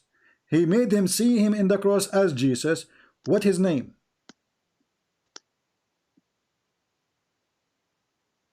So it was a combination. You see how coward you are. You don't even dare to say Allah. You don't dare even to say Allah because it's embarrassing. You don't dare to give me that. Let me repeat the question again. You see, don't force me to hang up on you. Honestly, I am out food since yesterday. Honest to God. I'm asking you now.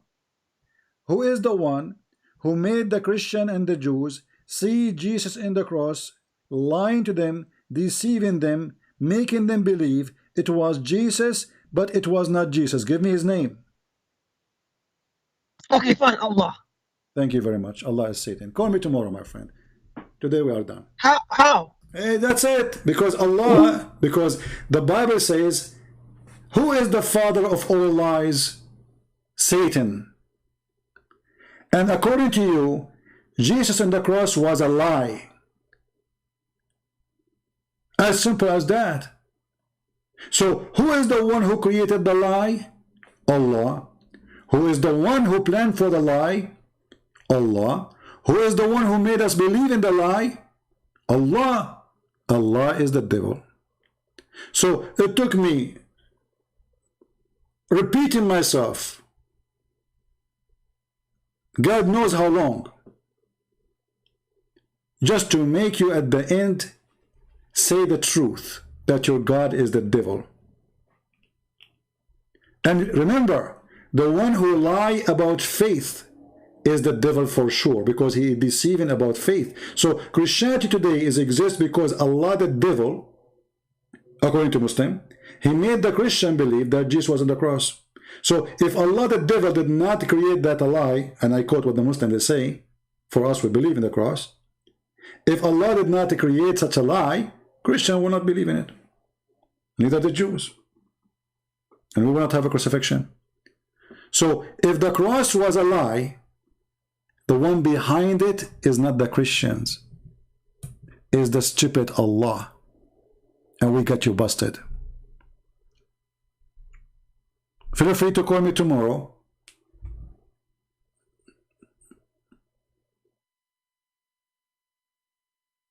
I need to eat. I'm hungry. Since the last few hours, I'm just eating Abduls. One after one, one after one. I mean, come on, they don't even taste good. They are shallow, they are stupid, and they get their prophet busted by their own mouth. Who is the one who created the lie and made the Christian believe in the lie? He said, Allah.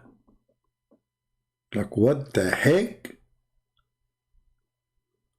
First time he refused to say it, so I have to repeat the question. I said the question twice. He refused to say it, so I said the question thrice. He refused to say it, so I did the question fourth. Okay, guys, I will continue. So I refused to say it. I said the question fifth. He refused. This will remind me of the chapter in the Quran. It says, some they say they are 3 and their dog is number 4. Some they say there are 4 and their dog is number 5. And some they say they are 5 and their dog is number 6. And some they say they are 6 and their dog is number 7. And some they say they are dogs, they are 7 and their dog is number 8. And some they say they are dogs. Brother and sister, I am a Muslim, which means I'm ignorant. I say stupid things, I believe in stupid things, and I get busted when I call CP. And by the way, this guy is always welcome to call me. But, you know, we have enough for today. But I like the story of the dog, you know. I mean, and their dog is number 4? Really? That's really something. So how many there are? And since when you count the dog with the humans?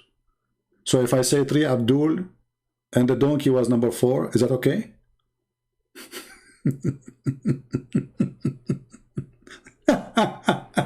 What kind of a language this? And they said to you, the Quran, brother, is very strong Arabic. Brother, it's so strong and it make a lot of sense. Oh boy. I don't want to use the word sense. Once I was doing a radio show, and by mistake, instead of saying it make a lot of sense, oh sorry, I want to say it doesn't make sense. So I said it doesn't make sex. I think the breed, brother, he put satanic verses in my tongue, brother. I mean, look at this religion. Isa is not Isa. Quran is not Quran. It's coming from Shaitan. Allah is Shaitan. Allah deceived the Christian and the Jews. Allah, he made Jesus look like Jesus, so Jesus not Jesus, but Jesus looked like Jesus, so Jesus wasn't the cross, but he's not Jesus. Because Allah, he wanted Jesus to be in the cross, but he's not Jesus, because he wouldn't see Jesus. So the Christian, they saw Jesus in the cross, and it was not Jesus, so they believe in Jesus. But in the fact that Jesus was not there, because Jesus was a clone Jesus. So now the Christian, they believe that Jesus was crucified, but Jesus not Jesus. So Jesus, the end of the story, Allah, he made Jesus look like Jesus. Have you ever heard of a genius God like this? Are you getting dizzy? Or busy? Potato, potato, potato, potato, potato, potato, potato, potato, potato. This is how we fry them, and this is how we... I forget the song, man. Like, I don't like songs, right? I mean, I don't remember songs. I like songs, but I don't remember songs. But this one, like, I found it that this is the best to describe a Muslim talking to me. You can find it on YouTube, the song of potatoes. And they say to me, why are you calling potatoes? I'm respecting you by calling you potato. I mean, how in the world So a potato have bigger brain than yours. You just admitted that Allah is the devil. You just admitted that Christianity, if we are deceived, Allah is the Satan who deceived us. So what is our fault? What is our fault if we saw Jesus on the cross and we believe in that? How stupid is that? So instead of blaming your stupid Allah, you blame me? You call me to say to me, Allah, He made you see it, but it was not. Look, what the heck?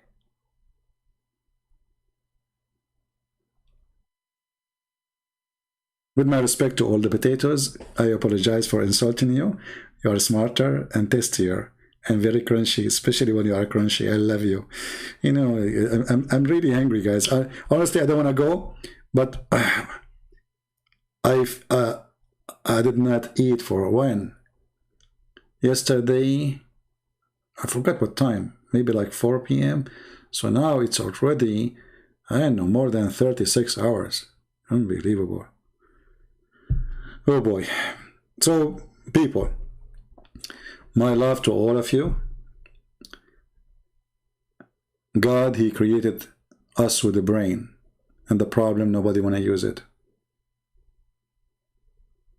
What you saw today is a great proof that Islam is a symptoms of a mental illness, and the proof that Islam is a mental illness, because to believe in this you have to be suffering from something. I mean, why the word something is so hard for Middle Eastern? Something, man, it's not something. Some Zamzam. Now I know where the word Zamzam came from. It's coming from something.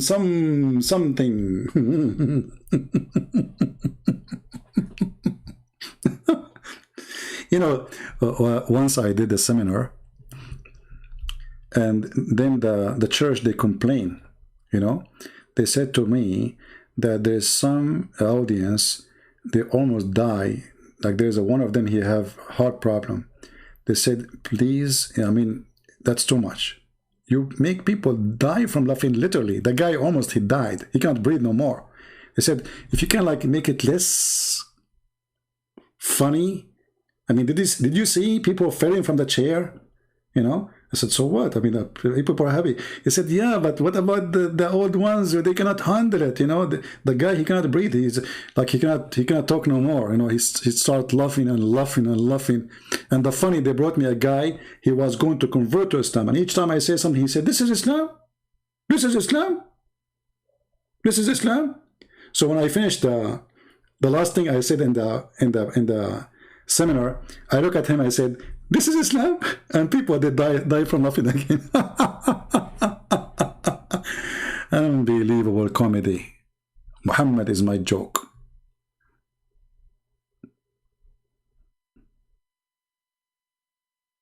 Prove you wrong. Thank you all for being here. May the Lord bless you. Until we see you soon again. Don't forget to download our videos. And if there is any Muslim sheikh, you have the courage and the knowledge, feel free. We will take you in with meat, and we will lift you out boneless. Take care. Christ is Lord. Islam is false. God bless you.